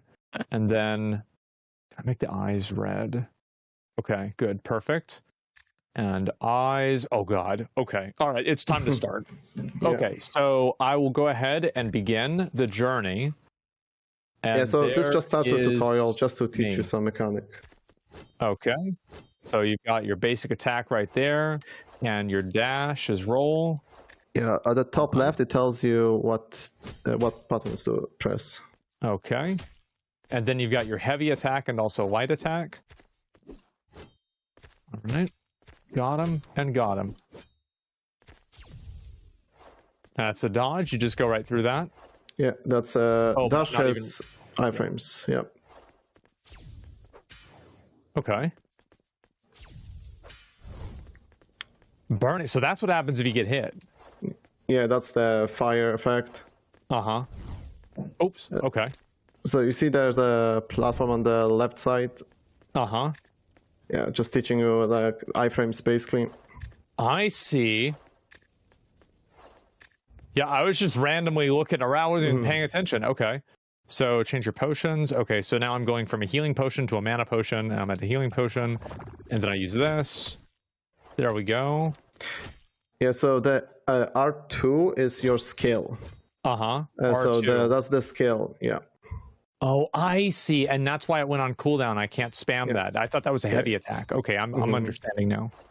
And so the skills use mana. And you need to drink mana potion. Okay. And there we go. All right. So you can switch your weapons now with just like in Dark Souls. Okay. Okay, this is let's go with this. This is and they have also unique skills. Okay. And so what happens if I do both of them at the same time? Okay, there's that. All right, so now the game begins, basically. Okay, and so what the hell is this? I guess I'm just going to click on that and see what happens. Okay. Damn. Dang, you did better than I did. I got lit up by like a fire mage or something.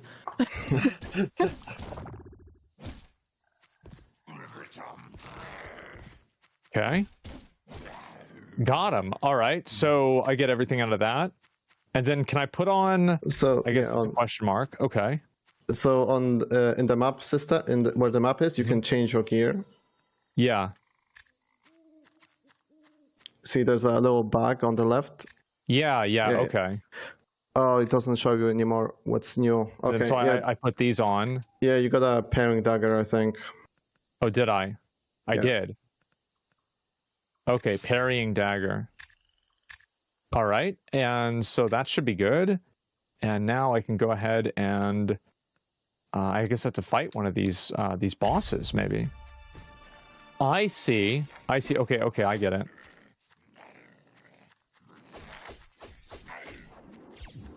Yeah, also you when you start the game, you begin with way less weapons and you unlock more and more weapons as you play.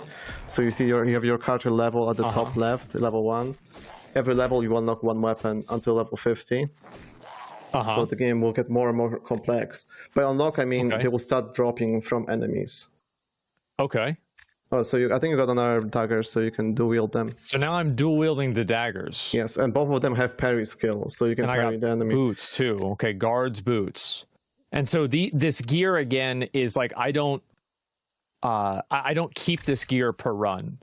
No. Okay. You do unlock cosmetics as well as you play the game, so you will start. Oh, there's. Wait, bro, this is fucking broken. Like.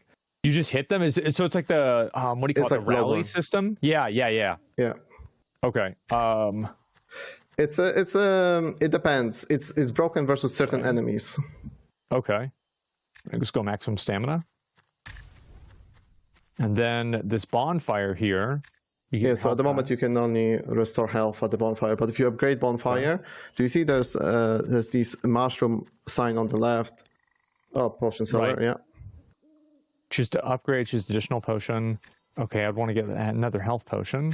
Okay, so you got normal enemy, and then you have a boss. Yeah, then it's the boss, right? Okay. Okay. Ooh. Okay.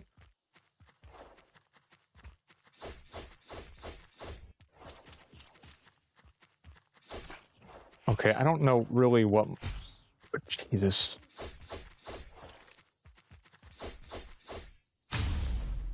Oh, you parried him, damn. Wait, I did? Oh, yeah.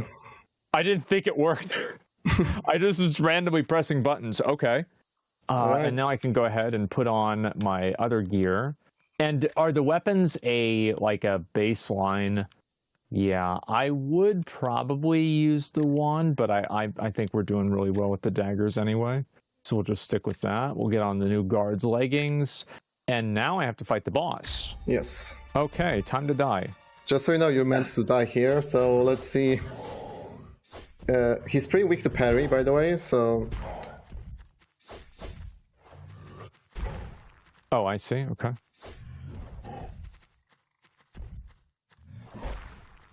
Oh, I thought I was around that. Oh, wow, nice. Oh, I see, okay. Shattered, what does shattered mean? It means he always deal critical damage if he hits you now. Okay. That's earth element. Oh. Ooh, I messed up.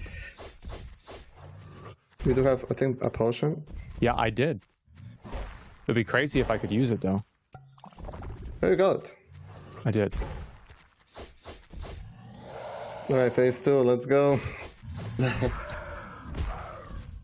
I tried. Oh, that was fast. Okay.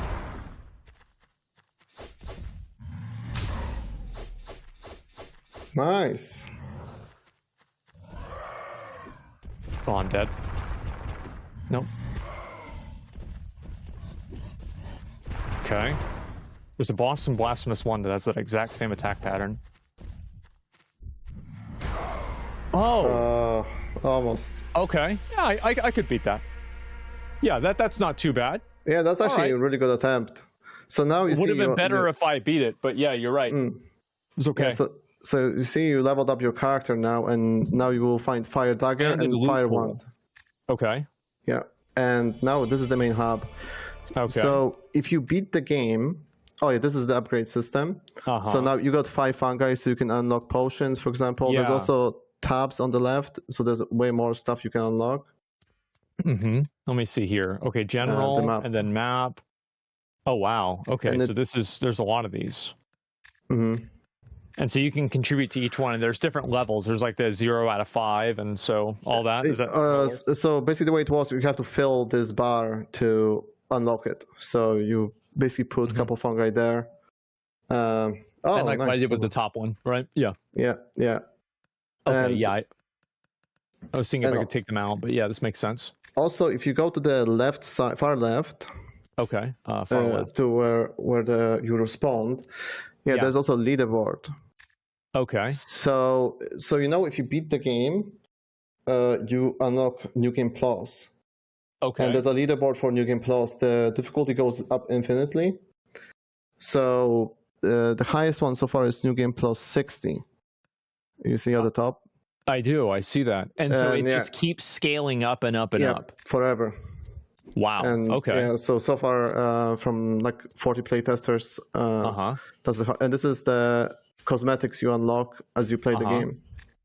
Okay. So you just unlock these. It's not like you have to do anything else. You just play the game and get them. Okay. Yeah. By leveling up your character. And so this is all like, I guess this is kind of a tutorial in PC? Yeah, this is a tutorial, yeah. So if you talk to that guy with the maps. Yeah, there you go, if you select map. And so there will be different modes, but at the moment I'm focusing on the story mode. Okay. So the story mode is what you basically just played there. Okay. So like how much of the story really is there? Like how long does it take to go through a run once you kind of understand what to do? My plan is for the full game to take about 7 hours. Okay. To beat. But if you really know what you first playthrough, exactly. Got it. But if you really know what you're doing, it will probably take you like an hour. Like just go from beginning to end, maybe less, maybe 40 minutes. Also if you go to main menu, there's in the main menu there's a button called quick demo mode. How do I do main menu? Just start and save and quit. Okay. Oh, okay. Yeah. The quick combat. Yeah. So this is I made this just for here. Okay. You went impossible. Okay. Of course. So if you check your outfits now, I put all the gear so you can check every item in the game currently. Okay. So and you can find the boss here instantly as well if you want. All right. But by the way, this is New Game Plus 50 difficulty. Just so you know, you chose impossible. So he's gonna be super. This is gonna be tough. Oh wow! Yeah, it's insane. He does not fuck around. Yeah, this is you chose pretty tough one. But if you check your gear, like if you check like a weapon, for example, or this is all the weapons in the game. I can try anything I want. Yeah, just. Oh my god! And also there's you can check some of the unique gear as well. You can find in the game. Okay, so these are all of the weapons that are available to you, and they all have these different, like the Golden Blast, Defender, Water Blast, and these are the. Okay, exactly. That makes sense. And and there's a headpiece. There's a mimic head as well there. You can find it from mimics randomly drop over time. No, actually, they increase your max stats. Yeah. They actually increase your max stats every fight, but they consume fungi. Oh, I get it. So you get less. You can't upgrade your character as often, but you get your stats. I think it's +5 max health, mana, and stamina every fight. Oh wow! Okay.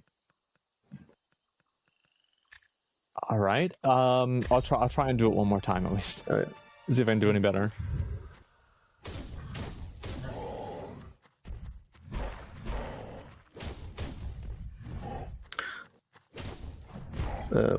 Yeah. I thought it was gonna do. I thought he was gonna do the jump. Yeah, he didn't. He didn't know something else. Yeah. This is you chose literally the hardest difficulty. So let me see. So if I abandon this run, I'll go for the easier one. Let's just go it on. So easy is the one basically you did earlier. Okay. Yeah.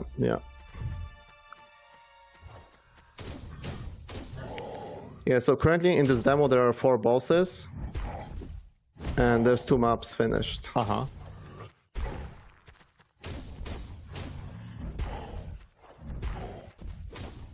If you use a torch scale, you can like burn enemy easier as well.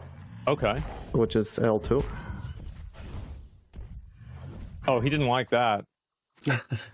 Yeah. Also, I forgot to mention, you know your dash, right? You can use your dash off cooldown even in air, so you can like jump and dash. Okay. And you can also use all your weapon skills in air. So you can like jump, dash, use your skill, jump, and use another skill. So you can like do a lot of combos like that. Mm-hmm. That was fast. Oh, you got this. Yeah. Okay. Oops. Okay, we actually killed him. Wow. Gorilla Nice. perished. Nice. There's actually next boss after this as well, if you want to try. That's okay, I'll try one more. Yeah, I'll just keep going, see what happens. Yeah, this one is final boss of the forest map at the top. So first you start in forest. You got 2 bosses. Mm-hmm. This is when to go. He doesn't have a voice acting yet, though. So Sibs, go ahead and provide the voice lines. Yeah. I will fight you. I'm burning. Okay, so I can't even go over there. There's probably a poison on the ground, right? Yep. Oh.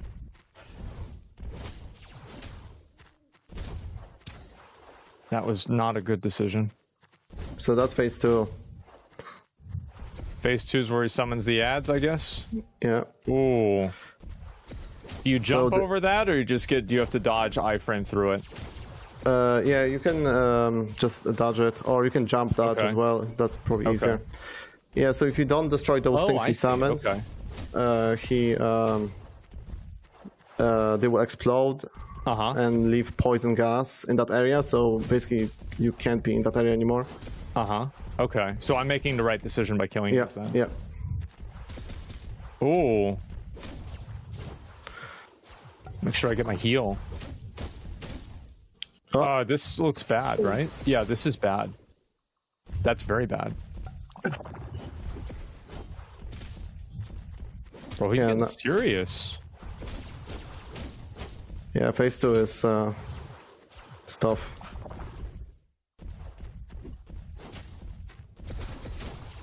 Wow, you've got like the... Wow, we actually did it. Okay. Well, not too bad. All right. And now I guess I get another heal, and there's like the big boss. Is that right? Yeah. So I just did this like little map with like 3 bosses just to show off the combat. Yeah. That's a big boy. Yeah, he doesn't have a voice over yet as well. Hopefully he doesn't have attacks either.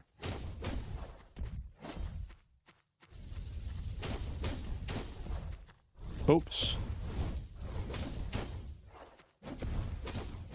So the bosses have like their own different phases. Yes. It's not like they just do the same thing every time. Yeah. So for first phase is usually pretty simple, and then at 60% health they go phase 2, and that's when it starts getting serious. So I thought that my potions were gonna refill. Oh no, they didn't. Yeah, I didn't. Yeah, that I just found that. Yeah, that's crazy. Oh. Yeah, I didn't account that you will get this far. So. Yeah. There you go. That's phase 2. Thanks for the vote of confidence. Ooh. Okay.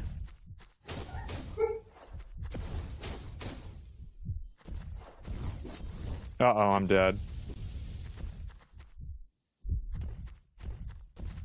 Fucking fire. Uh-oh. Oh. I'm good. Ooh. Fire with fire. Yeah. Okay. Oh, you're actually doing really well. Wow. Oh. I had to move back.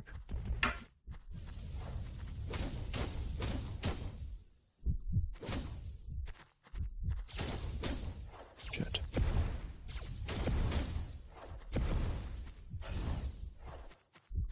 Nice, you apply burn. This is really bad.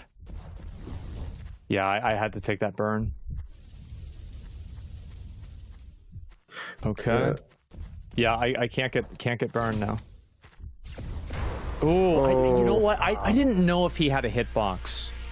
Yeah, I wasn't sure if I could get inside of him, but I didn't expect the hitbox to push me back. Okay. That was was good. All right. Yeah, so really they do have different combos and everything like that. Yeah, I was focused up. I'm actually kind of annoyed that I died, but yeah, it's just the way it goes. It's how it is. You know? Mm-hmm. So, Conrad, who's your target audience? Who'd you build this game for? So, the target audience is hopefully people like Asmongold. People who like roguelikes and souls-likes, ideally. Like people who like Hades or what else? Slay the Spire, I guess, since it's so heavily inspired by it. And souls-like, so obviously Dark Souls is a big one. I'm a huge fan of Dark Souls. I've been playing it for extremely long time. So that's the target audience. Well, hell yeah, man. And I played the game now, and it was kind of fun. It was, I mean, I like the different move sets, everything like that. Everything felt pretty, I guess you could say, like, felt pretty fair. And so I definitely appreciate that. And what are you looking to get out of us then? Yeah, sure. So as I mentioned, I commissioned all of the art for the game. I'm currently working on a third map, which needs quite a few enemies. So all the enemies are drawn by Dane, as I mentioned before. So I need some funding to get those enemies drawn.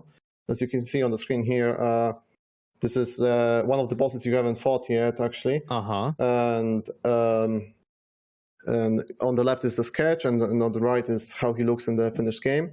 So in phase 2, he actually gets wings. So I see. So currently, I'll be asking for $3,000 to cover all of the enemies, and I do need more money to finish the game. And like get all of the art and stuff. But this is at the moment I just want to focus on the enemies. So 3,000, and what you will get in return is you'll get a blessing named after you if you found anything at all. So we got here Asmon's Fury, Overly's Strike, and Sib's got Dibs, for example. That's a good one. Just disclaimer, they might change this. I don't know if this is balanced exactly, but something like that. So, and the highest investor will get custom NPC in the game. So here's an example of how Asmongold could look in the game. Hey, that's awesome. Yeah, it's really, really cool. Yeah, for sure. Wow, looks amazing. No. Thank you. I like how I also picked the exact same beard for my character. Yeah, it's about what I thought. Yeah, just skin didn't match, but yeah. Are there really big two-handed swords? I didn't see one of those, actually. So, not yet. I don't know if I'm going to add them. So at the moment, all the weapons are one-handed. So you can mix and match them. But what will happen is these NPCs you meet, this NPC, whoever invests the most, so it could be Asmongold or Overly, they give unique rewards. So, for example, this NPC could give you the only two-handed sword in the game, for example, or give you a choice between 3 different blessings that are only from that NPC. So so you meet them, in the question marks. That's where you would meet this NPC, and it would be just completely random. You could never get him, or you could get him in a run, and that will change how you're gonna play. Okay, yeah. So it's kind of like legendary blessings in like a lot of the roguelike games. There's a lot of in the question marks. There's a lot of scenarios that could happen, and they will change. I try to make all of them give some kind of unique reward. And change the play style. For example, you can meet a girl who gives you golden weapons, and they do gold steal. I think that's the only way to get it. So that's the ask. Okay. All right. I mean, I'll definitely say like any Souls-like game that has that type of gameplay, I'm usually quite interested in it. So I'll be curious to really have to sit down now that we've looked at all 5 games and see really what's on the table and everything. But if people want to try this game out, are they able to play it right now? So there's a Steam page. You can go and wishlist the game. On the Steam page, there's a way to request access to the playtest, but it's not up yet. Right. So it should be up within the next couple of months. So if you sign up for the playtest, you will get early access to the demo. That's going to be public. Yeah, so not yet basically. But yeah, so wishlist will definitely help. And requesting the access, you will get early access to the demo. Do you have a release window in mind, or kind of an idea of when you'd be finished with development, depending on funding? Yeah, so I'm funding the whole project myself because I work full time as a software engineer, and then I'm doing this during free time. I am about 40% content done, and most of the systems are done. So I'm hoping to finish by Q1 2025. Mm-hmm. Yeah. Okay, so less than a year then. Yeah, less than a year. But it'll be more like end of Q1, so like March. But yeah. All right, that makes a lot of sense. Yeah, okay, great. Again, guys, the game is Rogue Blight, and you can wishlist it on Steam, and there will hopefully be a playtest quite soon. And so, yeah, thank you very much, Conrad from Code Red Games. Appreciate it. And yeah, we've got a lot to think about here. Yeah, thank you guys so much for showing my game. Mm-hmm. Okay. Oh man. All 5 of the games now. What do y'all think? They were all really good. Yeah, I'm gonna really have to sit down and think about this and really decide what to do. And again, guys, we have obviously each one of us has $5,000 that we can allocate to each one of these different games, and we also have $5,000 from chat. Now, the way that chat's going to work is we will probably do some form of a poll, and then after we do the poll, we're going to be able to try out and see who's actually going to end up winning. And yeah, the poll in chat? Okay. Yeah, so you just type the message in chat and which game you want to have in chat. And so again, the 5 games, for anybody who might have forgotten, have come in a little bit late, the 5 games are Bean Beasts, Drake, IAH, Internet War, Loya, and Rogue Blight. Those are the 5 games, and I've really got to sit down and think about what I'm interested in and like what I want to put the money into, because I got to think about this a lot. You guys have any ideas? Mine might be a cop out a bit because I want to help all of them. Yeah, I know. I feel the same way in a lot of cases. Man, for me, the first my first instinct is I would like to contribute to Bean Beasts. I'm just trying to figure out at what capacity, because I do think that with that type of game, tower defense, especially with kind of like the cutish type of sprites and animals that you have that you're fighting with, I feel like that does translate really well to a Switch game. So a port like that would be fantastic. And exactly to what Josh was saying before, Japan and China will go absolutely crazy for this, so you need to have translations. So for them, I'm thinking of I'm probably going to drop at least 1,500 with Bean. Okay. Oh wow. All right, that's quite a lot. I mean, unless you guys are going in with Bean. Oh, I mean, I've got a bit. I'm thinking about at least a little bit for sure. Yeah, I'm just trying to think and figure out for myself. Sibs, what are you thinking? I mean, for B&B specifically, if we each gave $500, that's the demo kit and 2 languages. That could be really beneficial to them. That can give them exactly what they're asking for. Right. I mean, I'd be willing to do it. Yeah, I think so too.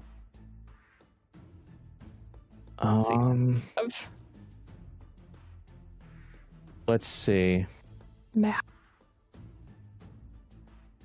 And Rogue Blight was asking for $3K for art. Was that correct? Yeah, art and just like further design. I think that's right. Yeah.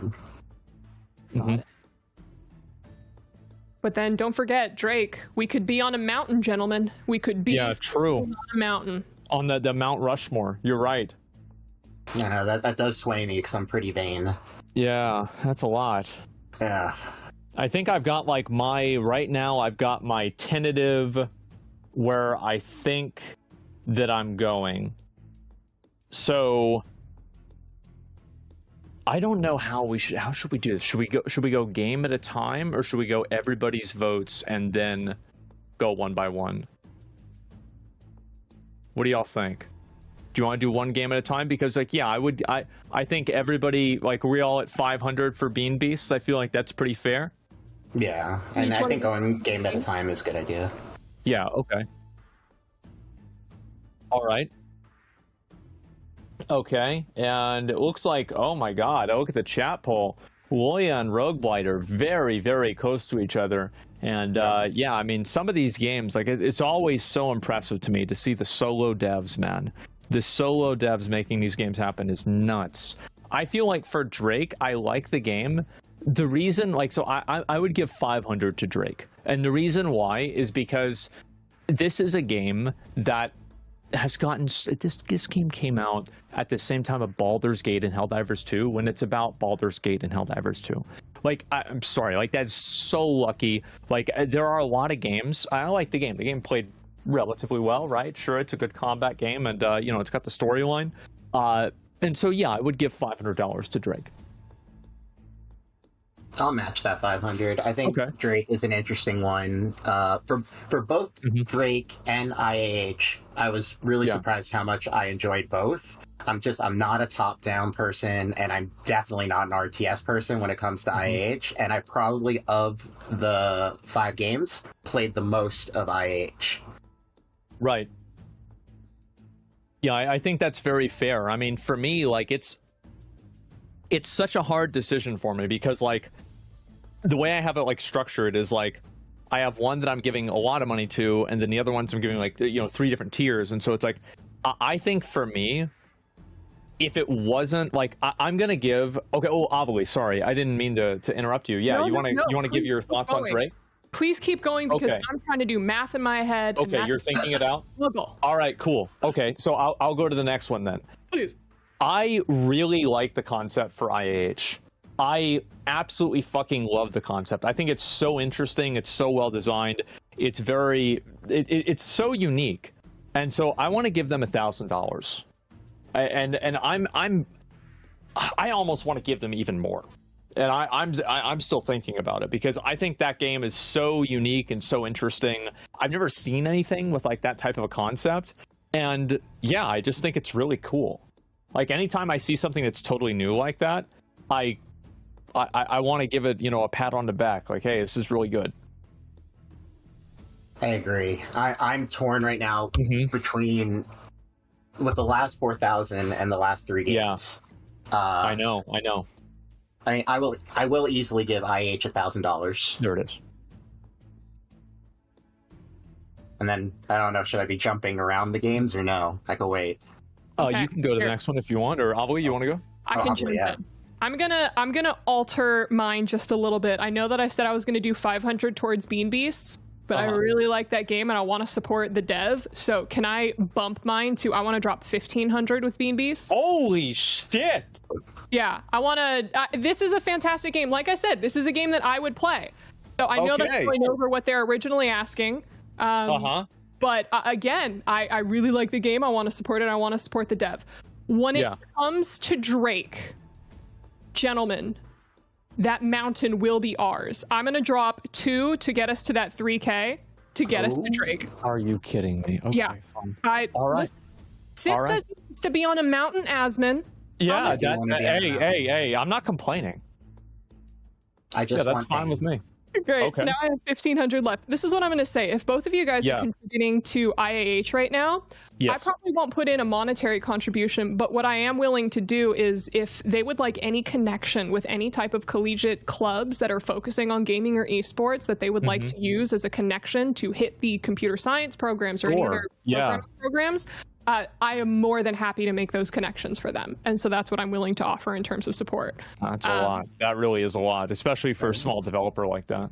Absolutely. So now I'm thinking between Loya and Rogue Blight, so I'll allow you to go again if I do my math. Yeah. I mean, I know what I want to do with the last of the money. I want to give Rogue Blight 2,000. Okay. All right. And I'm going to give 1,000 to Loya. But the other thing I want to actually offer Loya, you know, it's great to build a game for yourself, right? That is a huge deal. But I would like to offer my services on helping you craft out your target audience composition. That's a lot. Yeah. Yeah. Okay. Wow. Yeah. I mean, because like, I think the question with that, like, I feel like that's very insightful for a game like this, because it's like, you know, you make a crafting game that's survival, that has jumping puzzles, that also has like pet collection. Like, how do you lock that in and really kind of go after a target audience? And I feel like, yeah, like being able to narrow that down would probably be incredibly helpful. So that's extremely generous. No, thank you, absolutely, and happy to do it.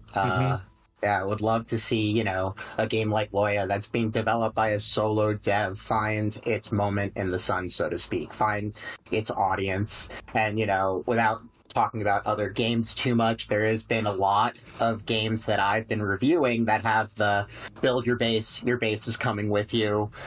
It's a great mechanic, but it is a mechanic that is going to be heavy in the marketplace come 2025 and beyond. So I want to give Loya that little extra step.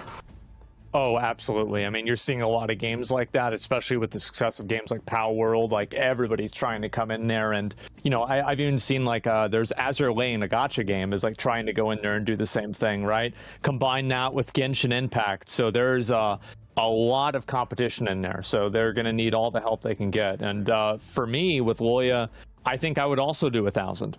The reason why is that one dude from France making that entire game over 6 years, 2 more entire biomes planned.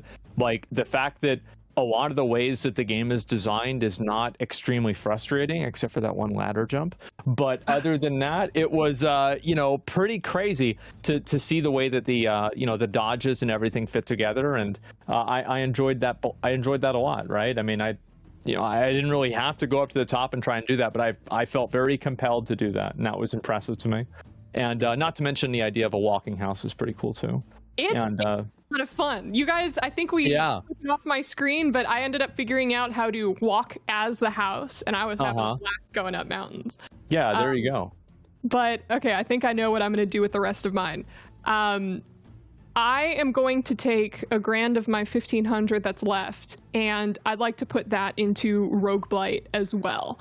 And the reason for that is because they want to, you know, they want to pay their artists. And right now in the industry, we've seen like a lot of kind of like, people underpaying artists. Oh, can we just use AI art? And I'm like, absolutely not. Yeah, what artists? Oh, I would love to support Rogue Blight with their art, and of course, give my remaining 500 to Loya. So I think that's what I'm going to do with the rest of my money. So I think I did the math wrong. I'm going to be honest. I think I did the math. I don't know how do you do that wrong. But anyway, it seems like I have more money than I thought I did. So I would give the rest of mine to Rogue Blight as well. I mean, the Souls-like games, I'm a huge fan of those, and I feel like that's really where I would want to, you know, give a lot of my attention and a lot of my care to would be that. Absolutely. Yeah, I especially like any game that whenever I get done playing it on the show and I'm like, oh fuck, I wish if I did it again, I wouldn't have died there, right? Like, because that was 100% what I was thinking. I was like, I can't believe I died on this in front of everybody like an idiot. Like, there's 3 things this guy does and I did 2 of them wrong. And so yeah, that's the way I felt about it. But yes, Rogue Blight definitely would be, you know, the recipient of the rest of the money. And in terms of chat has put together. Are we pro? Is this a winner take all? I'm not entirely. I think it's winner take all. Yes, it is. Okay, I just got that confirmed. So Loya is going to be receiving $5,000 from chat. That is all of you guys that have voted right there. We have Loya going all the way up to the grand total of $7,500 awarded to them for finishing their game. So congratulations, Loya, as well. Actually, would it be possible for us to talk to old Julian and see what he's about? Okay, great.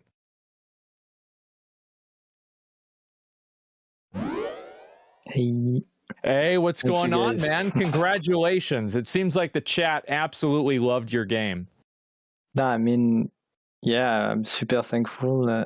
As I said before, I'm going to do my best to try and and do the greatest product I can. I'm going to take the time to do it, and I don't want to disappoint people. So yeah, that means a lot. Also, I want to say, like, every game here really deserved the money, right? So yeah, even if they didn't win, like, you should definitely look at their game and wishlist them as well, because that means a lot for us, right? For us indies. But yeah, I really appreciate that, guys. Thank you so much. Absolutely, it's our pleasure, and I'm very excited to see where this game goes. I mean, the fact that you've made this much progress, and you know, I think that the I don't need the money definitely sold it to them. You know, they were happy about that. So congratulations, man, and I'm looking forward to see what the game's going to look like whenever you actually get it finished up. Thank you so much. Absolutely. And yeah, we can talk to some of the other devs as well, and I feel like the next one that I would want to talk to, it's going to have to be Josh from Bean Beasts. And Oliver, you're gonna have to explain to him like how you were feeling about this game, because you really went all in with that game. I mean, yeah, as soon as we pulled Josh in here, I just really loved the appeal of it. Like I said, I love tower defense games, and I feel like one with the environment kind of playing into a factor is being able to push people back, or using it as, hey Josh, welcome back, or be able to use it as armor, kind of like as he had shown us before in some of our demos. Like, I really want to make sure that you have the total proper funding, one, to hire your translators so that you could properly port the game, as well as securing that Switch developer kit. So I want to make sure that, you know, you don't run out of cash when you have to pay for the Japanese translator or the Chinese translator, or making sure that if there's another language that's really standing out to you on your Steam wish list kind of demographics, for you to be able to fulfill that as well. So again, congratulations. Thank you so much for sharing your game with us. I really liked Bean Beasts, and I really want to see what you come up with at the end of it. Oh, thank you so much as well. That's blown me away. I wasn't expecting that at all. So yeah, I'm just over the moon with that. Thank you so much. Of course. I can't wait to see, what was it, Asmon B? Oh, God. Yeah, little B, little bomber. Oh, God. Yeah. Of course. And yeah, I'll be excited to see what that's going to be, too. And yeah, Josh, I mean, I feel like the guy on the giant chicken was so fucking funny to me. And so, yeah, I'm going to be excited to see kind of what the game turns into. Cheers. Absolutely, man. Well, yeah, congratulations. And we do have, you know who else I'd actually really like to talk to would be, I wanted, if Showrunner's still around from the hacking game, I want to talk to him, see what he's about, and you know, get an idea. Pretty much, I mean, Oliver, you were the one that suggested that you could actually help get them set up with a collegiate group and have them, you know, basically get set up for those tournaments and everything else, right? Jimmy, that's not Showrunner. Yeah, Showrunner is sleeping. He's in Finland, and I'm in Sweden. Jeez. You missed him. It's Slippin' Jimmy. Yeah, but I can help. What's up? Thanks. Hey, Jimmy. Well, listen, I enjoyed playing your game. We were also discussing, we love the student tournament aspect of things. So if you're interested, as soon as this game is, or as soon as this show is over, I should say, please ping me on Discord, because I would love to connect you with a lot of collegiate and high school organizations, groups, and basically people who can essentially potentially use your game to help teach programming or work it into any of their curriculums, general extracurricular programming, or anything there, because I'd love to make that connection. I'd love to see how far your game can go with it. Yeah. Sounds good. Yeah, there you go. Yeah, absolutely, man. And I'll be really excited to see where the game goes too. I think it's such a cool and unique idea that I'm really glad to support it. And I think that, you know, anybody trying to make an RTS game in the year 2024 needs all the help they can get. Thank you. Thank you. Absolutely, man. Well, yeah, congratulations. And also, I mean, especially considering we got the Mount Rushmore, you know, why don't we talk to Dimitri as well, and you know, see kind of how he's feeling about everything, and you know, if that's going to unlock some of the new narrative plot points and everything else. Dimitri, how you doing, man? Yeah, thanks a lot. Thanks a lot. I want to say thanks to my team, to my wife and parents for supporting me these my endeavors. So yeah. Yeah, and thanks for all people in chat. We write down all your questions and ideas. They were very crazy, like, does this game have a horse? Is there fiction? Can you pet animals? Can you romance a snake? Yeah. So yeah, thanks for support to you, Asman, Nobody Sips. We will try our best to give you a great game. And yeah, and this month. Yeah. Yeah. Well, yeah. I mean, congratulations. We already started to make the concepts. Yeah. Oh my God. Okay, great. Yeah, congratulations. And again, Drake on Steam. You guys can check it out. Thank you very much for coming on the show, and congratulations. Thank you. And of course, makes sense, right? It's the most money that we had awarded. You know, we'll end it off with Conrad and talk to him a little bit more about Rogue Blight as well. And as I said, that was pretty much one of the games that I was very, very focused on playing. And you know, it's one of those things where anytime I play a game like that and I don't beat it, I like have to think about it, and I either go back and play it again or I think about it for 5 hours. That's about it. So Conrad, congratulations, man. Thank you so much. I noticed you both gave $2,000, so I guess I'll have to make 2 NPCs. Hey. But that's fine, you know. It's a good problem to have. Yeah, yeah. Thank you so much, guys. I really appreciate it, and thank you so much for all the support. It really means a lot. So thank you, guys. Well, absolutely, man. And yeah, I want to say thanks a lot for coming on and showing us your game and everything, letting us try and play it on stream. And, you know, I played a new video game and I didn't immediately get confused or mess anything up. So it's pretty easy to learn if that can be the case. Yeah, you did actually really well in the game. Yeah, I don't think so, but I feel like I could have done way better. But, you know, definitely, you're right. And thank you. I appreciate it. Thank you so much. Of course. Conrad, of course, excited to continue conversations with Mad Mushroom. Next step, playtest, so definitely get us access for everyone. Asmin already seems to enjoy it, but definitely want to get the rest of the creators in. And I'll take this time to, you know, shout out to the audience. If you have a great indie game, please go to madmushroom.gg and submit it, just like Conrad did. And you can have your game reviewed by us. I review literally every submission we get. And of course, the content creators then throughout the process also are a big part of this. So if you're looking to get a great game discovered, please, madmushroom.gg. Follow us on all the socials and everything at madmushroomgg. There it is. So you can see the latest on all we're doing. And of course, June 4th, go to the view the OTK Games Expo, where there will be a lot of great information on Mad Mushroom's upcoming slate. And I'm going to have to leave the house for that one, too. That's crazy. You are going to have to show up, be on stage, and do the whole song and dance. I actually have like a 4-minute dance segment written in right before the Mad Mushroom segment just for you, Asmin. So I'm going to send. Was it another Taylor Swift like karaoke thing? Oh, absolutely. Oh boy. Oh boy. Yeah, great, guys. Yeah. June 4th, OTK Games Expo. And I want to say also, guys, thank you all so much for being so supportive. Thank you, Avali and Sibs, for being my co-hosts and helping me judge these games. It's always great to get your insight because, especially in terms of the industry stuff, you guys are way more experienced than I am. And it really made the show a lot better. So thank you all so much for being part of it. Oh, thank you for having us. Yeah.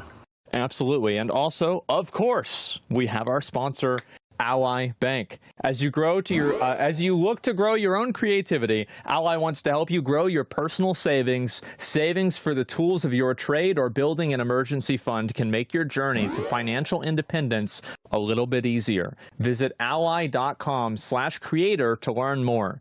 So W's in the chat for Ally. They're the ones that obviously put some money into this. Make sure the fact that this show actually goes live at 2 o'clock and not 7:30 p.m. 5 hours later because I decided to oversleep. And we have a production team, we have the prize money, and we're able to do the show. So huge shout out to Ally, and also huge shout out to, I mean, listen, my stream is not always the most welcoming of places for new video games. And the fact that these guys are willing to come on and show their game in front of everybody, you got to have some guts to do that. And so huge shout out to all of the developers and the development teams that came in, and also the ones that applied as well that we didn't end up showing. Thank you guys all so much for making the show possible, and we really appreciate it. And I'm pretty sure that's just about it. I mean, shit, guys. Thanks a lot for watching, Olivia and Sibs. It's been a great time. Thank you very much. Thanks. Bye, everyone. Absolutely. Thank you. All right, boys. I'll probably be back on myself maybe in a little while. I'm going to do a couple of things, IRL things, maybe get some food. And then I'll come back later on and, do my normal, regular, everyday stream. So thank you guys so much for watching. Give me a couple of hours. I'm going to chill, maybe take a little bit of a nap. I didn't get that much sleep. But, yeah, we'll go from there. Thank you guys so much, and we'll see you in the next one. Peace.